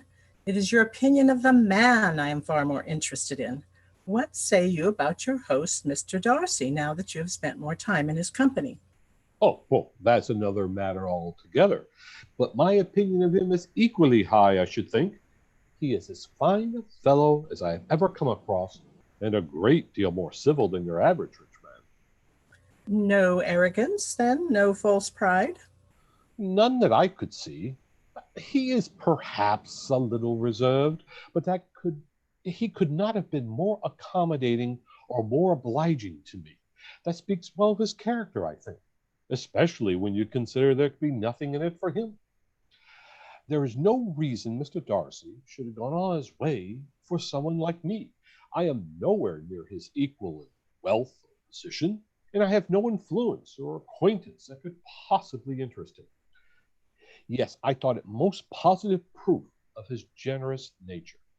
But you had opportunity to observe Mr. Darcy's behavior today as well, when he joined you and the other ladies. What is your own opinion? Oh, well, I quite agree with you that he seems a fine fellow. Well then, there you have it. He certainly is an impressive gentleman, with his fine, tall person and commanding presence. When Mr. Darcy entered the room today, I can tell you that every female eye was drawn to him at once.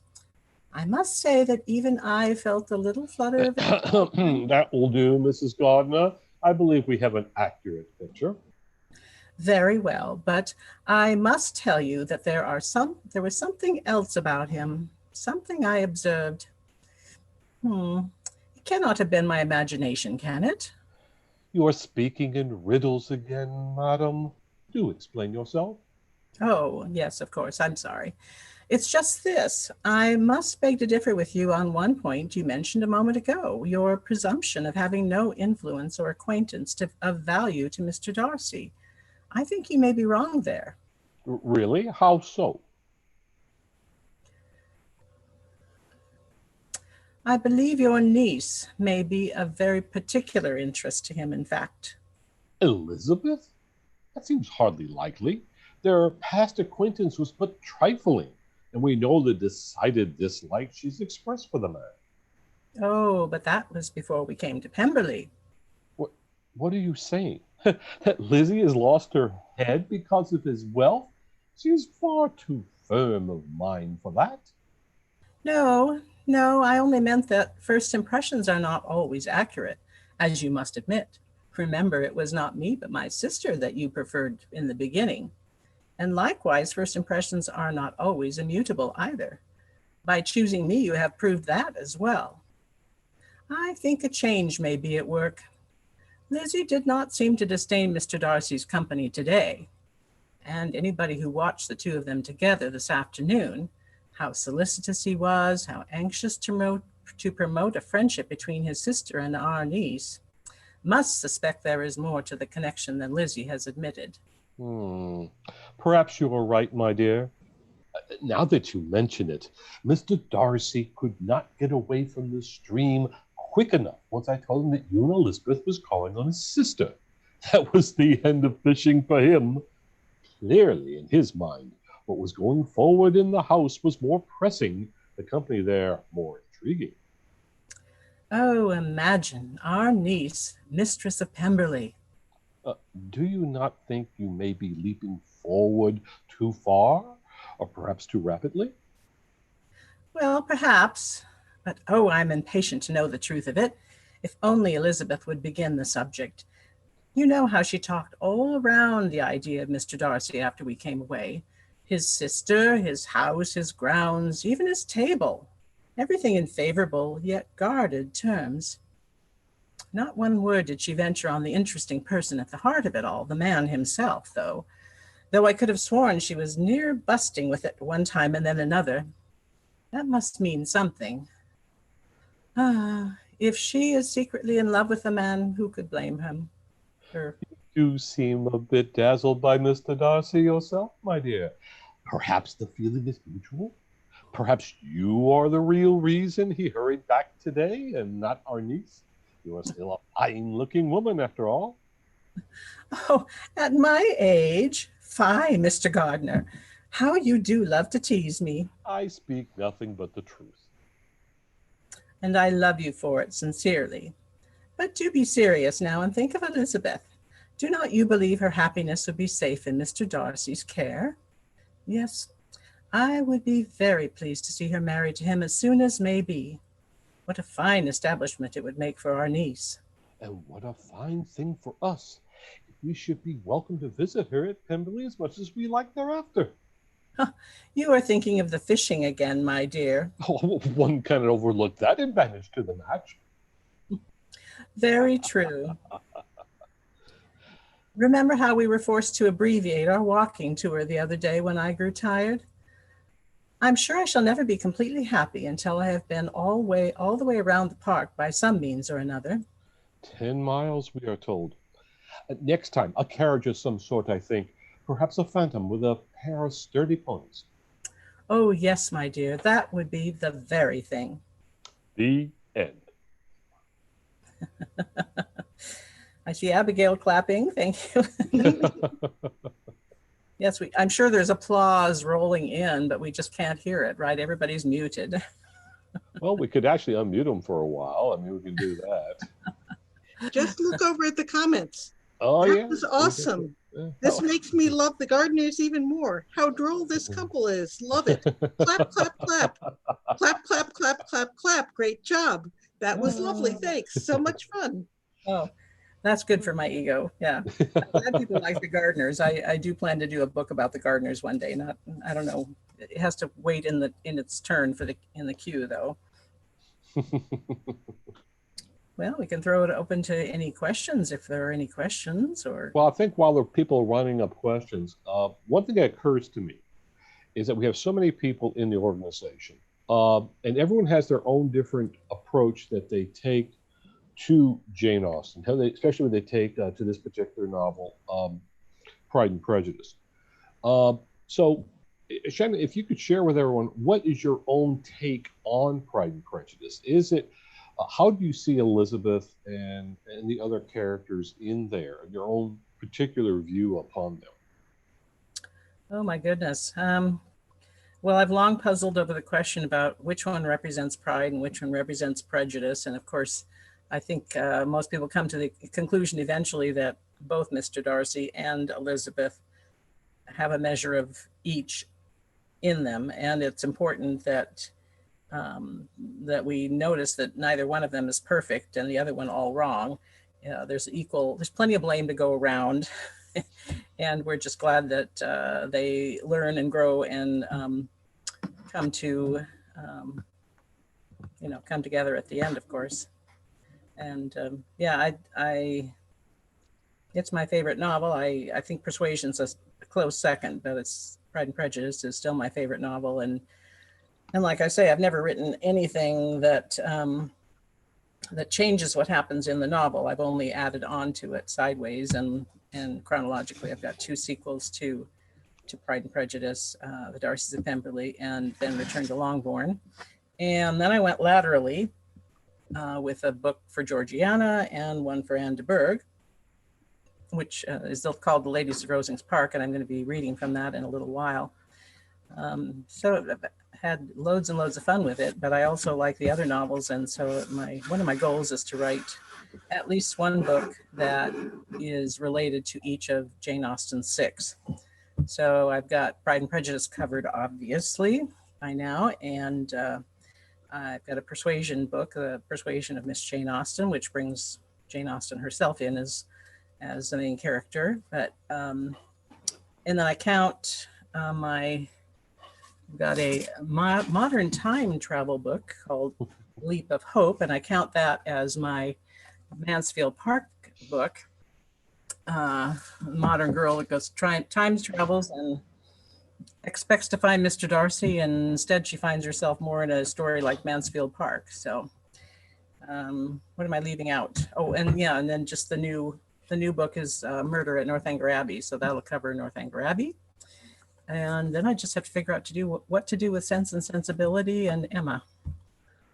In my opinion, Emma would be the toughest one to do. I mean, where else can you go with someone like Emma? I don't know.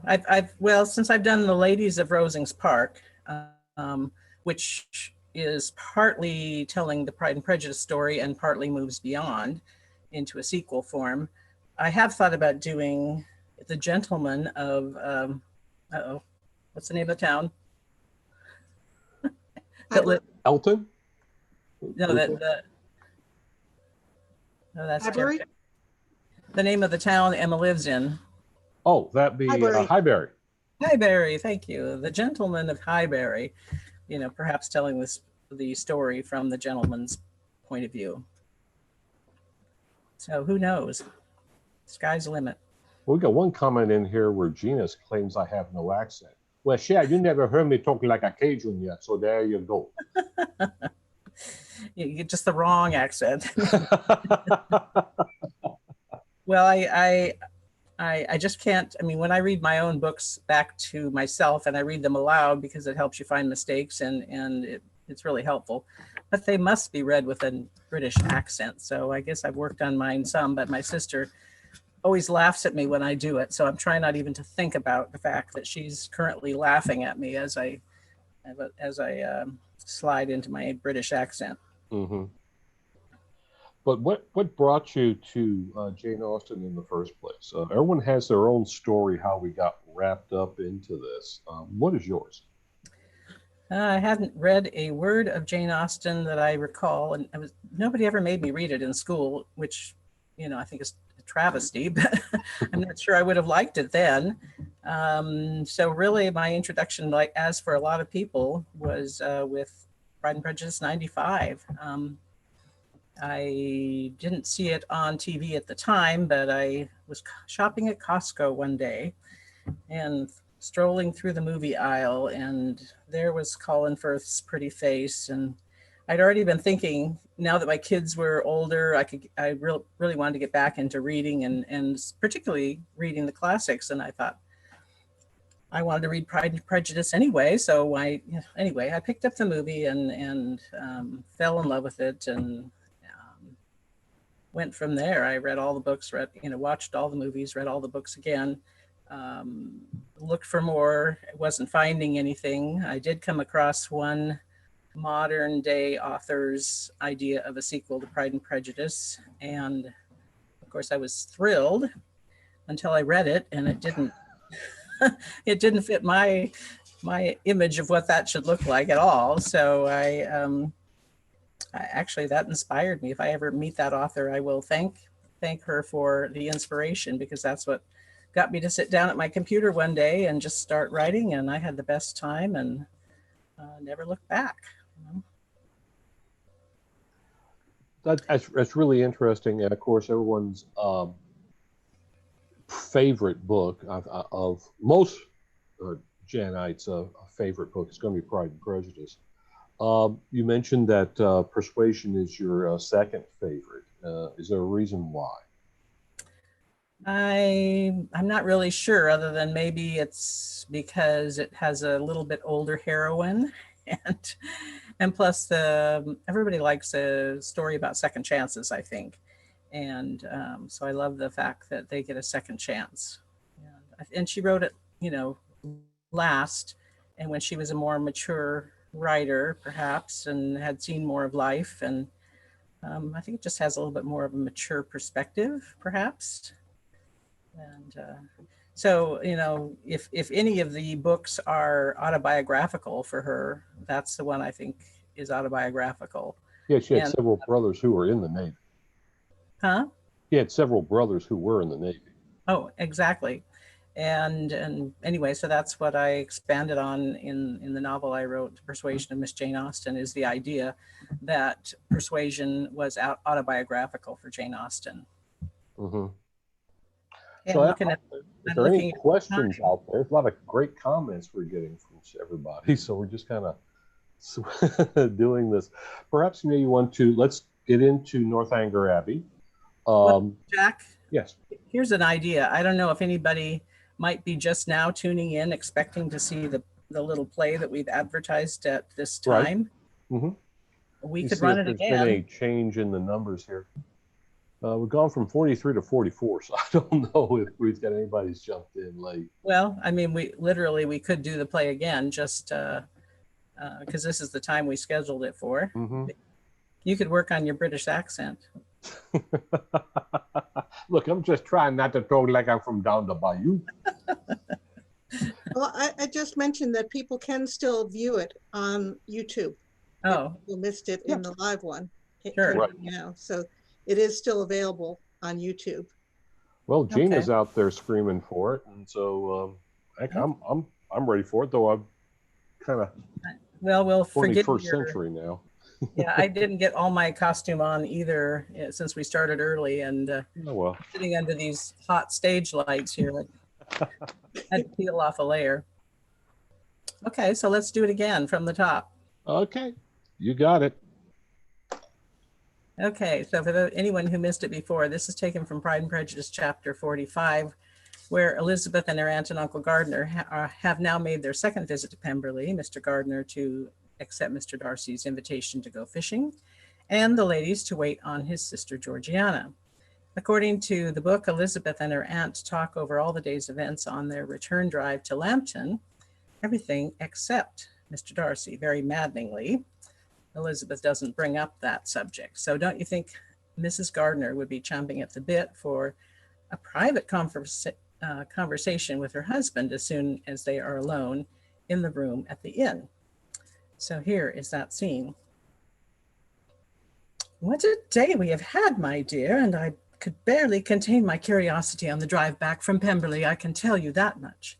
But Lizzie, the sly thing, would not say a word about the one topic that interested me most. And of course, I could not open the subject myself, could I?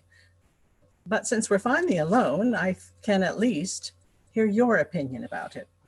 Speak plainly, my dear. You give me far too much credit. Despite these many years of marriage, I still cannot always read your mind. Can you not? How very strange. I seem to always know what you are thinking. Well, in any case, my question is simply this. What say you about Mr. Darcy? Is that it?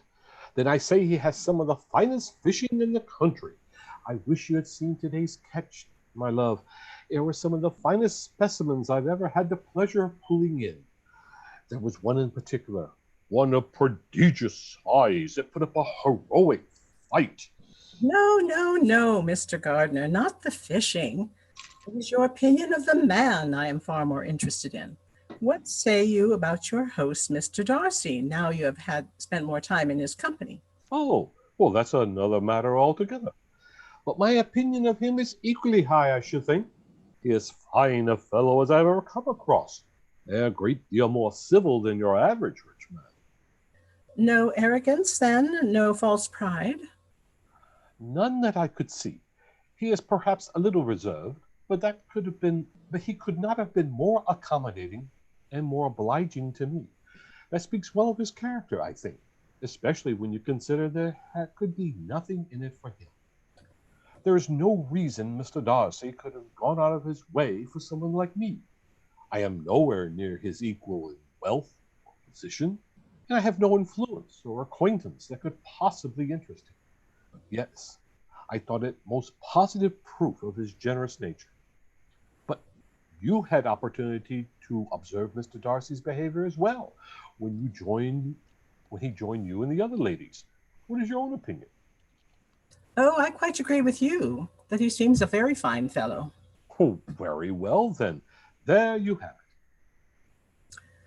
He certainly is an impressive gentleman, with his fine, tall person and commanding presence. When Mr. Darcy entered the room today, I can tell you that every female eye was drawn to him at once. I must say that even I felt a little flutter of excitement. That will do, Mrs. Gardiner. I believe we have an excellent picture. Very well, but I must tell you, there was something else about him, something I observed. No, it cannot have been my imagination, can it? You were speaking in riddles again, madam. Do explain yourself. Oh, of course, I'm sorry. It is just this. I must beg to differ with you on one point you mentioned a moment ago. Your presumption of having no influence or acquaintance of value to Mr. Darcy.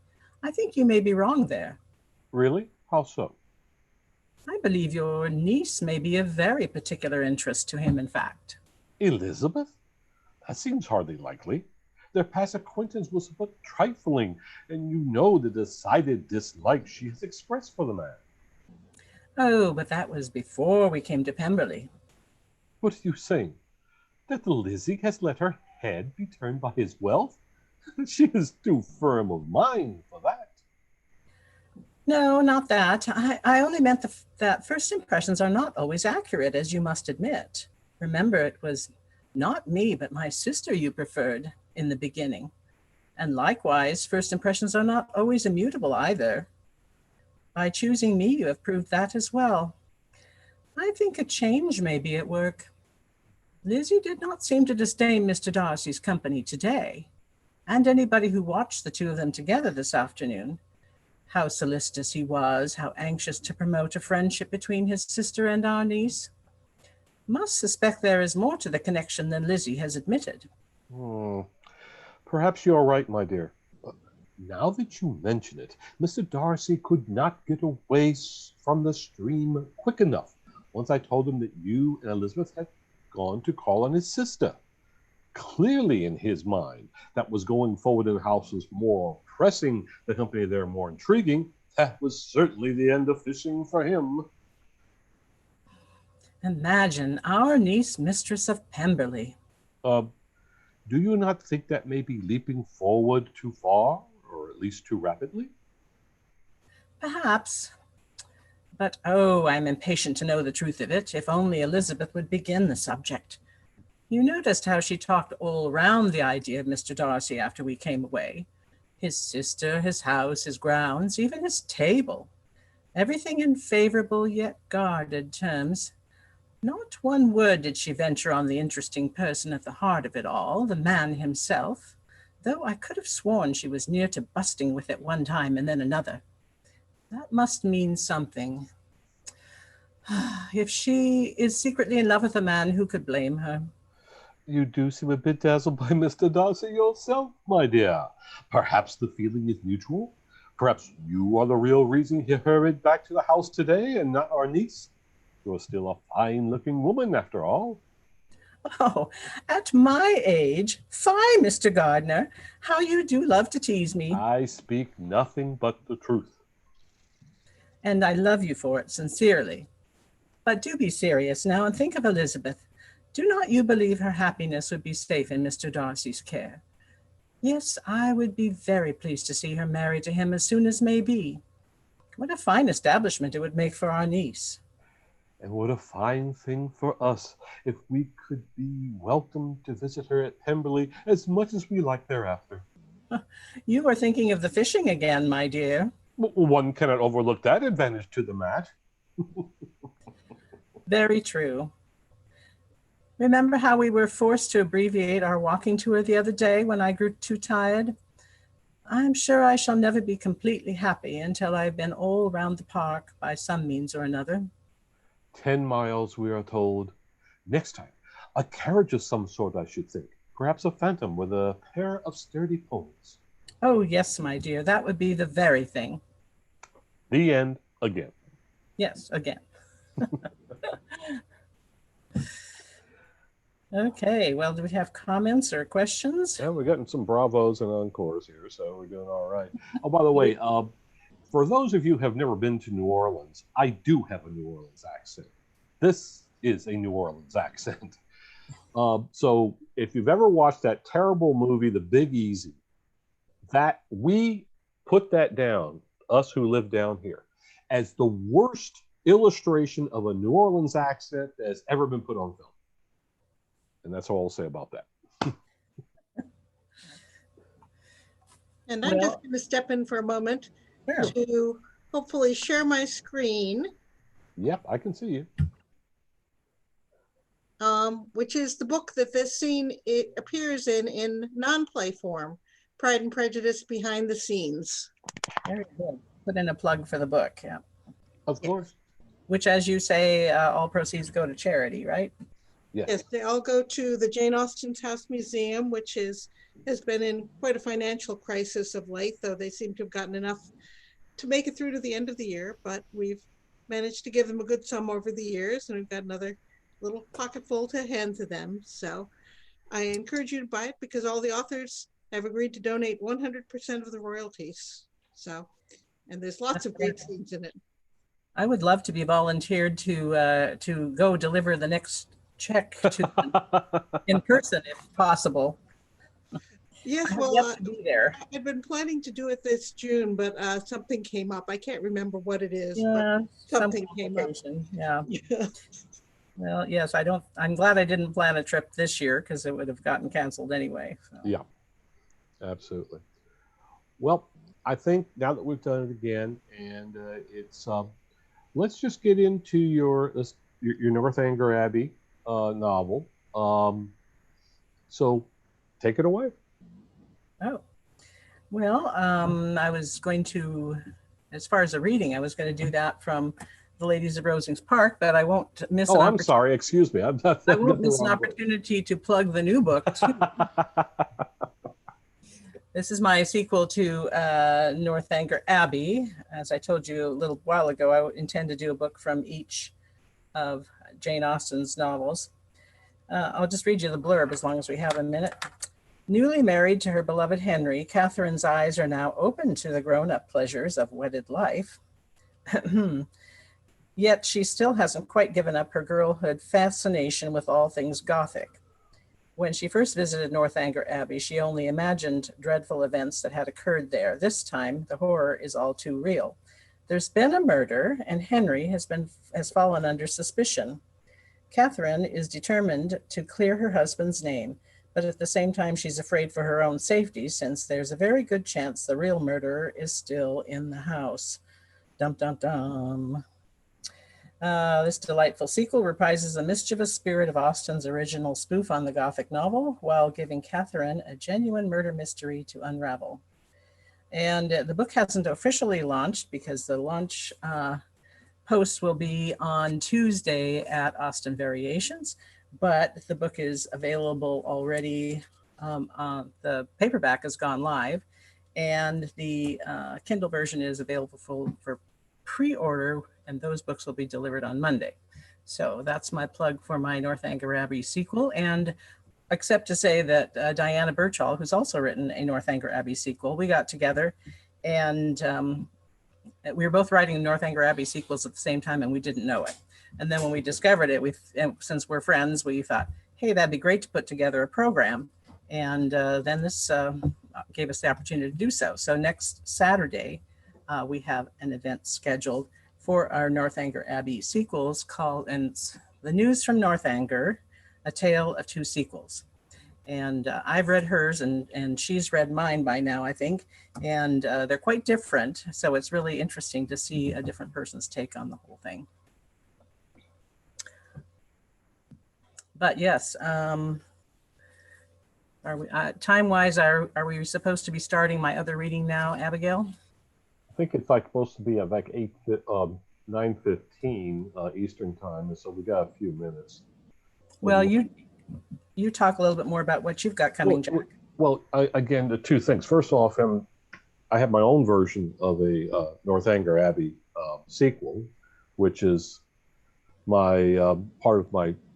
I'll be talking about next week in more detail as part of my Jane Austen's Fighting Men series. This is the last adventure of the Scarlet Pimpernel, where it's a sequel, which I take Frederick Tilney and have him involved with a retired Sir Percy Blakeney. For those of you who have followed it, that is the Scarlet Pimpernel himself.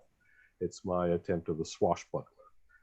And as for my latest novel, which again is in the Jane Austen Fighting Men series, and I'll be talking about next week, is my latest one that's been released, which is my sequel to Persuasion, Persuaded to Sail. And this picks up the story right at the same point that Austen left the novel, which is the wedding of Wentworth and Anne.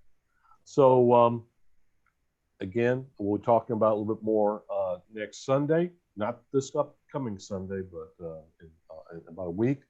So we'll talk more about that entire. We'll be talking in general about the entirety of this thing I invented, which is the Jane Austen Fighting Men universe. So we'll save that for then.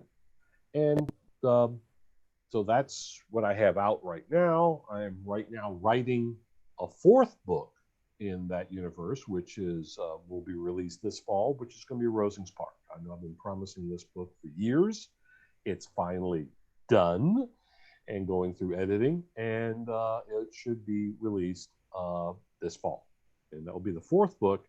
Meanwhile, I'm also writing a fifth book in that universe, the last one, I promise, which is a Brother of the Bride, which is going to be the wedding of Georgiana, and it's a farce. So anybody who's read my other farces knows my weird, bent sense of humor. So that's where I'm going with that. So it's keeping me busy. That sounds like it, yeah. Yeah. So we're looking forward to it. I like Agnes on there. Don't make promises like that, Jack. I promise it's coming out. It's done. You can ask my editors. They've got it. Yeah, I know. I've been promised this thing, good Lord, for years. And then they Oh, have- I meant don't make promises like this is the last. It's good to finally see your face. But yeah, it's I've been promising that one for absolute years and years and years. But yeah, it's done, it's written, and it's coming out this fall. I absolutely promise that it's coming out this fall. Okay, so I think we'll switch it on over to Shannon, and let's get it going. That way we can get some comments on your reading about the ladies of again, it was Rosings Park. Ladies of Rosings Park, which I'm looking forward to because kind of we've all liked playing around with Rosings Park and our own takes on Lady Catherine and everything else. Yeah, I'm really mad at you, Jack, for stealing my title and all that. Which Rosings Park? Rosings Park, yeah. Oh yeah, I jumped on that one quick. I wasn't giving that one up. Well, yeah, we kind of step all over each other's toes for titles. I think Abigail's got one that's the the Darcys of Derbyshire, and I've got one that's the Darcys of Pemberley. And so well, what about Snowbound? I mean, good Lord, I had Snowbound, and then Abigail had to write her Snowbound. She had to put a thing on there, and then Maria had hers, so she had Snowbound in Hartford. So yeah, we do step on each other's titles. Yeah, I was kind of surprised to learn when I became a writer that there's no copyright on titles. So you can, you can. Oh no, it's just it's fun that happens, and we come up with the same ideas, kinda, which kind of means that our brains are kind of warped in the same way. Wouldn't you say that, Abigail? Definitely worked in the same ways, but I didn't take Snowbound. I would have loved to call my book Snowbound with Mr. Darcy, but I didn't because of you. I called it Alone with Mr. Darcy. That's right, you did. And I just have to share something with everyone here. The word blizzard is not Regency. I wrote an entire book about Darcy and Elizabeth alone in a blizzard, and then discovered the word wasn't around in the Regency. I'm always trying to look up words to make sure they're Regency appropriate, and I was just so sure that one was, I never even looked at it. Good Lord, it's all over that little. See, mine is an unpublished book, so I can change it. Go in, find, replace, blizzard, snowstorm. There you go. That's so funny. Well, enough of me hijacking this from right now. Shannon, it's all yours. Oh boy, let me fill the next hour by myself. Thanks a lot, Jack. Well, I'll jump back in, but you go ahead with the reading. Okay. Well, since I've got a brand new book coming out, which is called, if I didn't mention it before, Murder at Northanger Abbey. And I'm quite sure I did mention that before. You would think I'd be doing a reading from that, but, and I will, but I'm going to do that next Saturday when Diana and I are going to do that program together. So today I decided to do one from the Ladies of Rosings Park instead, and because Lady Catherine is so much fun. So, and as I was saying before, I don't typically write variations, at least I haven't done so yet. I like to add on to Jane Austen's stories rather than switching things around. And so this is another one of those where I've expanded on her story instead of changing events. And all of my novels agree with Jane Austen's writings and don't contradict them, and they also agree with each other. So, there's similarities, but then differences because you're focusing on a different character or you're in a different time period, perhaps. But I'll mention this. I did make one minor exception to my rule of not changing anything in Jane Austen's canon. If you recall late in Pride and Prejudice, Mr. Collins writes a letter to Mr. Bennet and mentions his young olive branch, which is an allusion that he and Charlotte are expecting. But personally, I didn't think Mr. Collins should be allowed to reproduce. So in my sequels, that supposed pregnancy turns out to be a false alarm. Such is the power of the pen that I wield. Anyway, Lady Catherine is another one of those characters that's not truly evil. just slightly nasty and eccentric, and she causes a lot of unpleasantness and trouble for people. And as such, she's a very useful tool for creating a good story. And she's a lot of fun to write for. I've always heard that actors particularly enjoy playing the baddies, that they're more fun than the nice people. And even though I want nice, normal people in my life, and I want nice, normal people in my family, having a slightly off-center schemer and conniver like Lady Catherine, that's somebody I want in my books because there's a lot of story potential there. That's really how Lady Catherine pushed her way into the Ladies of Rosings Park. I started out wanting to write Anne de Bourgh's story. And, we know very little about Anne de Bourgh. We're told very little in Pride and Prejudice, and she doesn't have one single word of speech in the book itself. So I was excited about telling her story because I had all kinds of ideas about, what her life would have been like. And I intended to tell the story entirely from Anne's point of view. But then it occurred to me that I was missing a huge opportunity if I did that. The chance to get into Lady Catherine's head and to translate her warped perspective on events onto the page was just too good to miss. And so I began alternating chapters between mother and daughter, entertaining myself with how differently the two of them viewed everything. If one says the world is black, the other one will say it's white. And it's just very interesting. They can look at the same events and interpret it completely differently. So that was a good deal of fun. And then I got to include some other ladies because I had the title, The Ladies of Rosings Park, plural, the plural ladies. So I thought, well, what other ladies might be included? And that's how Charlotte and Mrs. Jenkinson, they each have a few chapters. So Abigail commented, oh, okay, never mind. So I want to read you the blurb on the book in case you're not familiar with it. At first glance, Anne de Bourgh doesn't seem a promising heroine.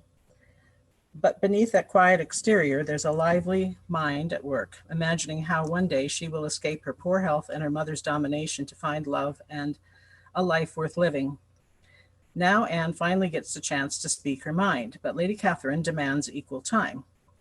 Even Charlotte Collins and Mrs. Jenkinson get into the act. Chapter by chapter, these ladies of Rosings Park take turns telling the tale from the moment Elizabeth Bennet sets foot in Hunsford, changing everything. Is Anne heartbroken or relieved to discover Mr. Darcy will never marry her? As an heiress, even a sickly one, she must have other suitors. Does Lady Catherine accept the defeat of her original plan or keep conniving? I bet you can guess the answer to that question. Will Anne's health ever improve? And what really happened to her father? And that was a lot of fun too, to add that little element to the story. So this book was a great deal of fun to write, but honestly, they all are. Every single book has been a new challenge and just a tremendous pleasure. I'm so delighted that I've had this second career in my life that I never anticipated. And it's just been a joy and a blessing all the way around. Okay, so I'd like to read you a chapter from one of the chapters from Lady Catherine's perspective. And I hope you will recognize the Lady Catherine that you all know and maybe love to hate. So here goes my Lady Catherine accent and my British accent at the same time. We'll see how that works out. It matters little what others may say on the subject of Elizabeth Bennet. I stand ready to set the record straight. Around one indisputable fact, however, the opinion of every person of sanity must unite. It is that the disaster encompassed in her unfortunate presence among us was entirely Mr. Collins's fault. To be scrupulously fair, as I always am,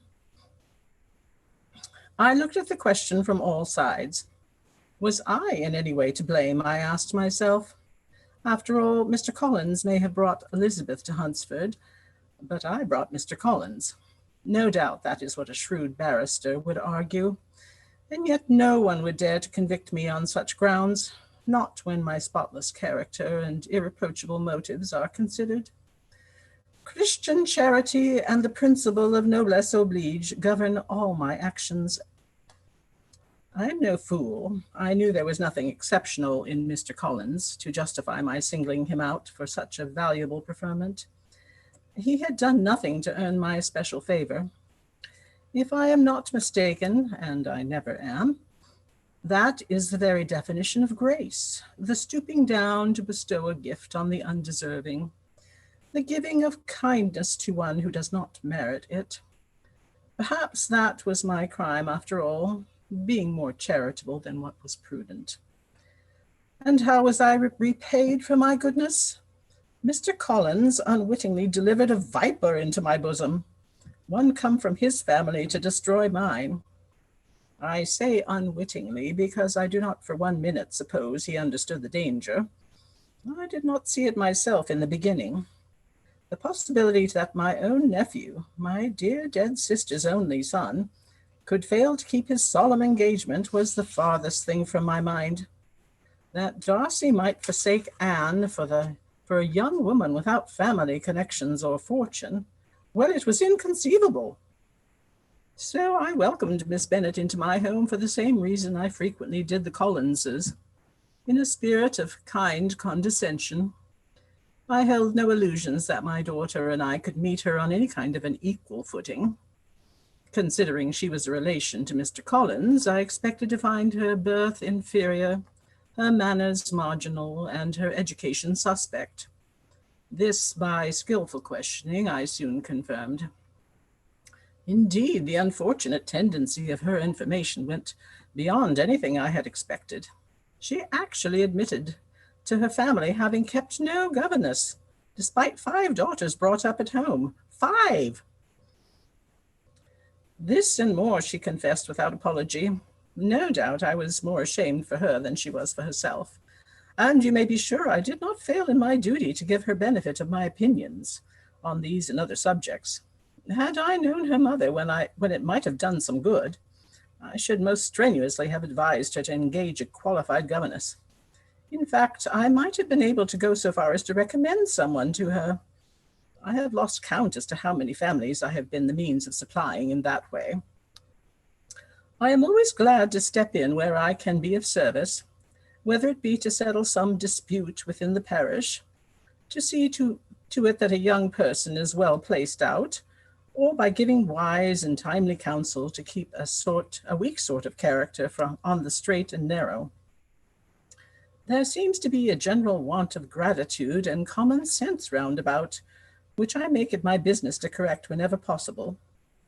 Oftentimes a word from me is enough to restore harmony and contentment. I believed Miss Bennet had been brought to me for the same reason, that she was yet another one who might benefit from my guidance. Although she expressed her mind too freely and without sufficient deference to her superiors, I put this down to the deficiencies of her upbringing and did not consider her faults beyond remediation. Left in proper hands, I thought something useful might very well be achieved. Here again, I allowed my kindness to lead at the expense of what would have been, in hindsight, a justifiable vigilance against the cunning Miss Bennet. But instead of raising my guard, I was thinking only of being of use to a misguided girl, of allowing the advantages I had in my gift to make their due effect. Sir William Lucas departed after a week's stay, but I knew he would soon be replaced by a person of real quality. This was yet another benefit I could provide to our visitors, exposure to better society than they would ordinarily encounter. They could not help but be impressed by the contrast and edified by such superior examples. One evening, When the diminished party from the parsonage was dining at Rosings, I decided the time was right for my announcement. Clearing my throat first to be certain I had their attention, I began. Miss Bennet, Miss Lucas, I am pleased to say that I will have it in my power to improve your society by the addition to our party of my nephew, Mr. Darcy, who will be arriving this week before Easter. I understand from Mr. Collins that you may have met him some once or twice in Hertfordshire, but now you will be seeing him nearly every day. He is a young man whom you cannot help but admire, for he embodies everything that is best about the upper classes. Miss Bennet smiled in such a way that I could not decipher what she meant by it. Nevertheless, I continued my thought. You would do well to observe and learn from him. I dare say you do not often see a man of his quality in your usual society, confined as it must be. Are you not pleased with this news, Miss Bennet? Oh, yes, she said. Mr. Darcy is very welcome, I'm sure, and I shall be happy enough to see him again. But in truth, madam, he is well known to me already. How can this be? I asked with justifiable indignation. Mr. Darcy is my nephew, after all, and the right to introduce him should be mine as well. Mr. Collins may be unaware that Mr. Darcy spent a good deal of time in Hertfordshire before his arrival, said Elizabeth. We were very often seeing Mr. Darcy in Meryton and at assemblies of one kind or another. Were not we, Maria? In fact, I spent several days in the same house with him at Netherfield, while my sister happened to be convalescing from an illness there. So you see, Lady Catherine, why I say he is well known to me. Well, there is nothing more to be said on that subject for the moment. However, you may be sure I put the question to Darcy himself when he arrived a week later, bringing Colonel Fitzwilliam, my brother's younger son, with him. Now I would know the truth of the matter. After welcoming them both in the drawing room, I hastened to ask, Darcy, what is this I hear of your acquaintance with Miss Elizabeth Bennet? She tells me you are well known to her. Can it be so? The change in his countenance was marked and immediate. His face went quite white and then grew quite red as I waited for his answer. Clearly, he had not expected to hear that person's name spoken at Rosings. That must account for his bewilderment. Elizabeth, he asked, all at attention. Is she here? She is staying with the Collinses at the parsonage, I explained. But you did not answer my question. What is your level of acquaintance with this young lady? When he hesitated, Colonel Fitzwilliam added his urgings. Yes, Darcy, who is this Miss Bennet, and how well do you know her? Do tell us.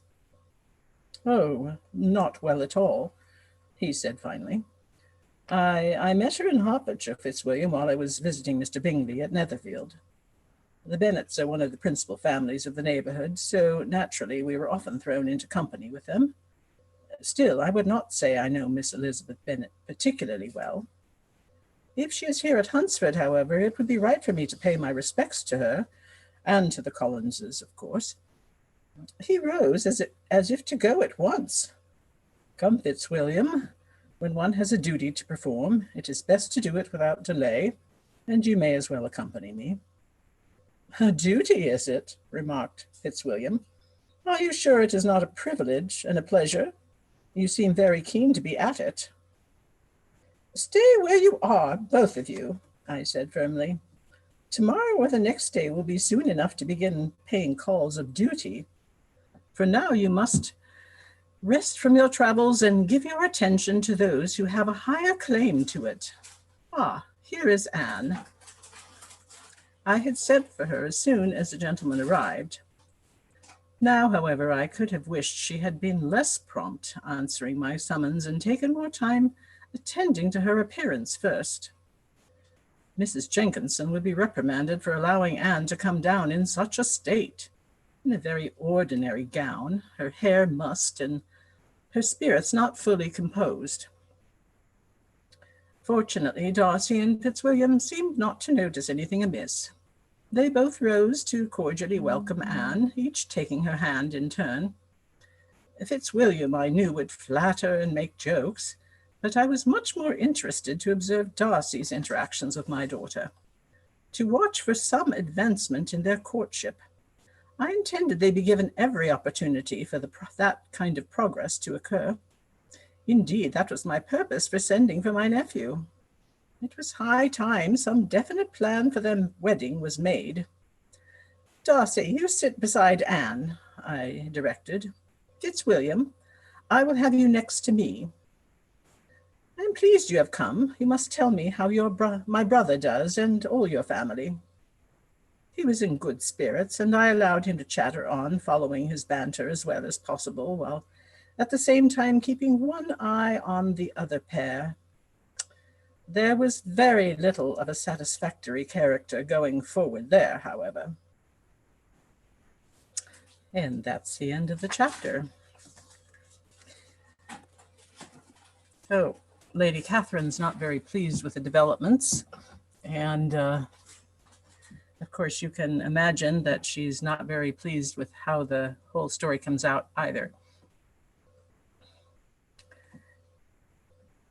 So the Ladies of Rosings Park is part of the Darcys of Pemberley collection, but it stands on its own. And it's available in Kindle and paperback and audio. So I hope you enjoyed that little reading. And, despite my questionable acting abilities, and I would love to answer any questions about that book or anything else for that matter. Despite the fact that the segment is entitled Lady Catherine Gets the Last Word or whatever, we don't actually have to let Lady Catherine have the last word. Hello, Abigail. It looks like you're back with me.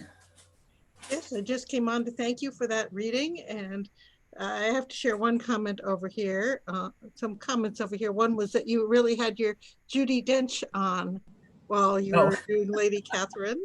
So I really like that. Great job with Lady Catherine's point of view. Thank you. So you got lots of compliments waiting for you in the chat room when you have time to go over and look at them. Oh, that'll be a lot of fun. Yes, thank you.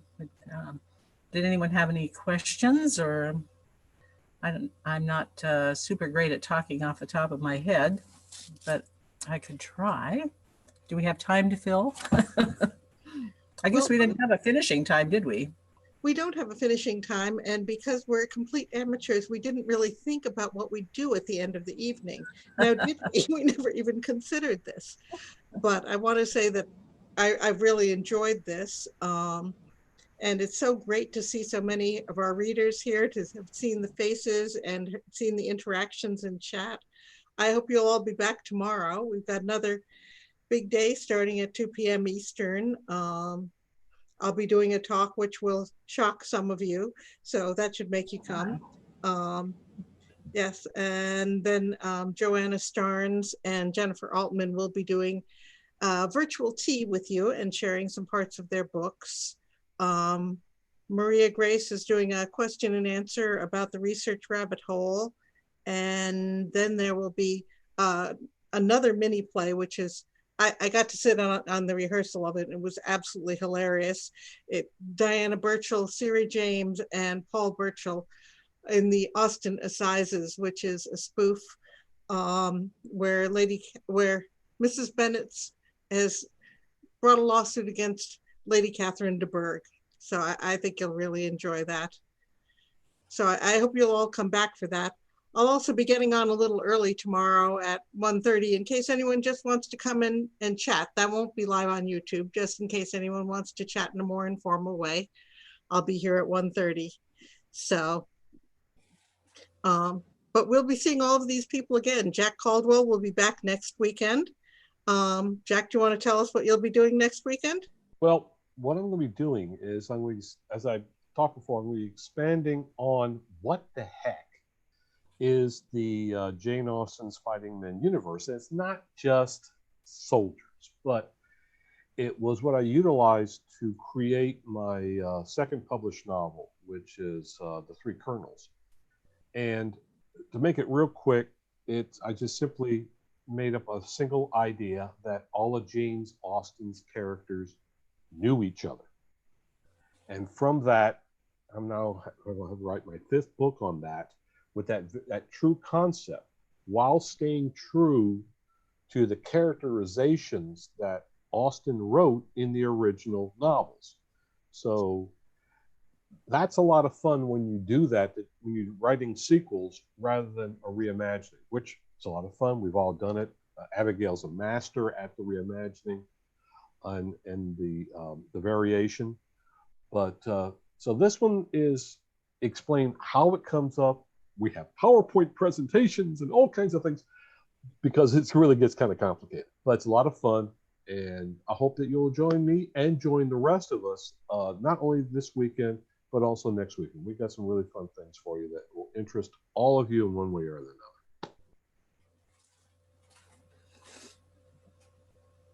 Yes, and I think Lucy Marin is still here, and she's going to be doing a panel next weekend with Elizabeth Adams and Amy DeRazio, Troping the Light Fantastic. Do I have that name right? Maybe. Anyway, it'll be about tropes in Jane Austen fan fiction, and I'm really looking forward to hearing that one too. Maria Grace will be back, as I said, with a question and answer tomorrow, and she has talk next week as well as a discussion on Jane Austen fan fiction and fantasy, including her dragons and who can get enough of Jane Austen and dragons.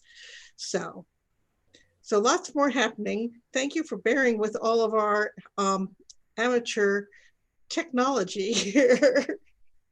So we really appreciate you bearing with us. Any other questions? Yes, Chris has a question about what time we're starting on Pacific time. Yeah, I think Robin's answered that. It's going to be 11 a.m. All the times that are on our Facebook page. Is it, Abigail? I think it's all Eastern time, so do the math. I feel sorry for our friends across the pond. They have to do a lot more mathematical figuring out of what time we're all going to be here. I see there's a question from Jan. She says, how many Darcy's of Pemberley books are there? And currently there are 4. This was the original book, my direct sequel to Pride and Prejudice. And that's followed chronologically by Return to Longbourn, which is mostly Mary and Kitty's story, but has all the other cast of characters in it too. And then from there, I branched out sideways, laterally, and wrote Georgiana's book, Miss Georgiana Darcy of Pemberley. And most recently, the other lateral, oh, you can't even see these books, all you can see is my face. Other lateral extension was The Ladies of Rosings Park. So there they are, all 4 of them so far. Oh, there's one other thing that I want to throw out there since I run it for the group. We have not given up on the book sale. That starts up a week from today for 4 days. We'll be having an announcement on Monday with the details on that. But yeah, we're coming back with the book sale. So there you are. Yes, and that's next weekend. And so I hope you're ready to stock up your Kindles.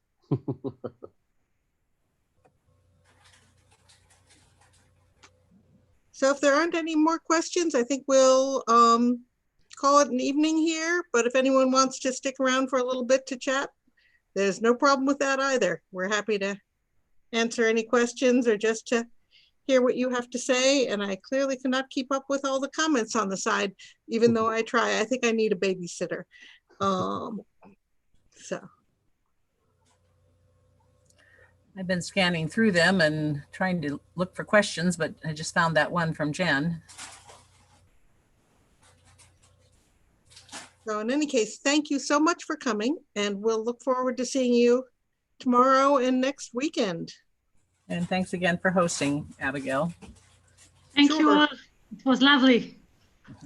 Thank you for coming. Thank you. And obviously, for those of us who are members of Austen Variations, one of the things we've learned from this is that we need to have someone hosting each of these this idea that we were just going to move smoothly from one thing to another. So I hope we can work that out. So.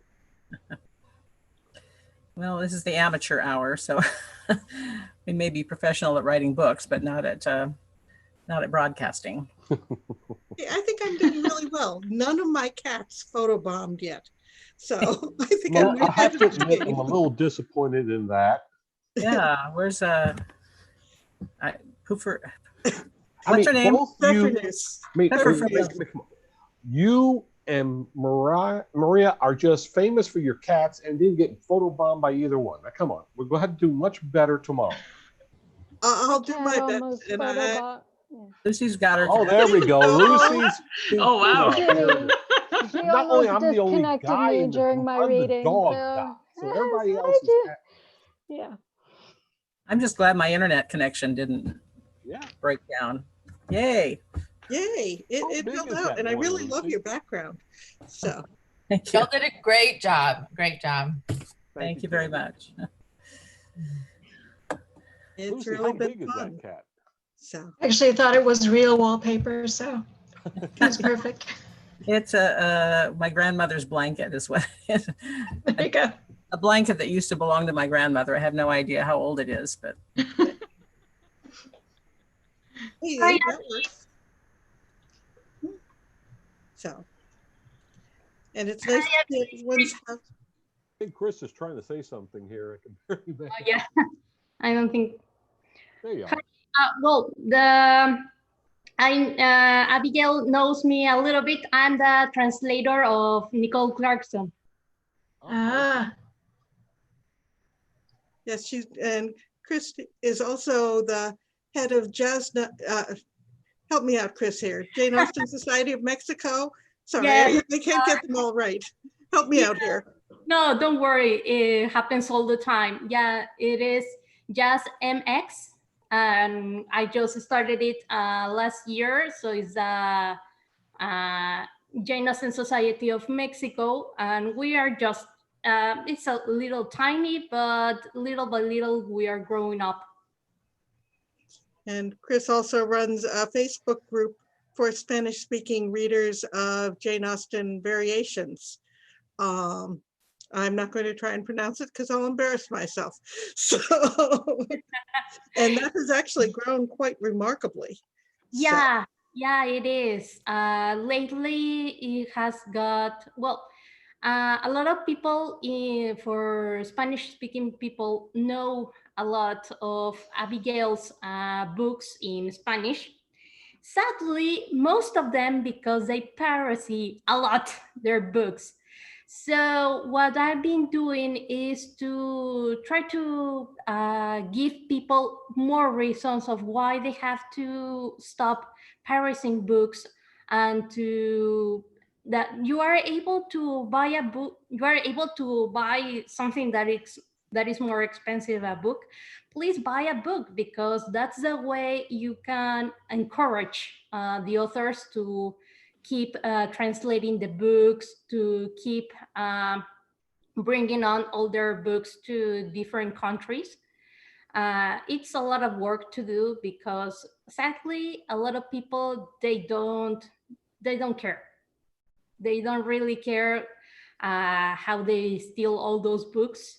And I think we have a lot of work to do, because knowing that there are like more than 400 of variations and continuations for Jane Austen's novels is amazing. Yes, well, you got a couple of authors here who don't have any books in Spanish yet. You can work on them. Yeah, I already sent a request to Jack, because it's really interesting to see the point of view of a gentleman. Well, I appreciate that. I try to write for everybody. It's not just guys. And so I really work very hard to write a book that not only men are going to enjoy, but women as well. And I'm beyond pleased and honored that so many of you have bought my work and has said so many kind words about it. Yeah. Yeah, and also I hope one day I'm able to work with you, Abigail. Maybe so eventually. I've been very fortunate to have a very loyal Spanish translator who keeps going through my books and is faster at translating them than I am at writing them. But Yeah. we may get there eventually. Yes, Tere is a great translator to work with, and I think she's been doing a great job with your books. And Shannon, that's the translator that I'm recommending to you, and I think she can do a very good job with your books because Yeah. she knows really well how to transmit what you want, what you have in your books, but for Spanish-speaking people. It's difficult because, of course, I will have no way to judge since I don't speak. Because I have two books that are published in Hungarian, and I don't speak Hungarian either. So I'm just trusting that those have been well done. I think I'm the only one in our group that has books in Hungarian. So I wish there was as many Hungarian speakers in the world as there are Spanish speakers. However, it's a pretty small exclusive club. Oh yes, you're right, Shannon. I don't think there are any other Hungarian published Jane Austen fan fiction.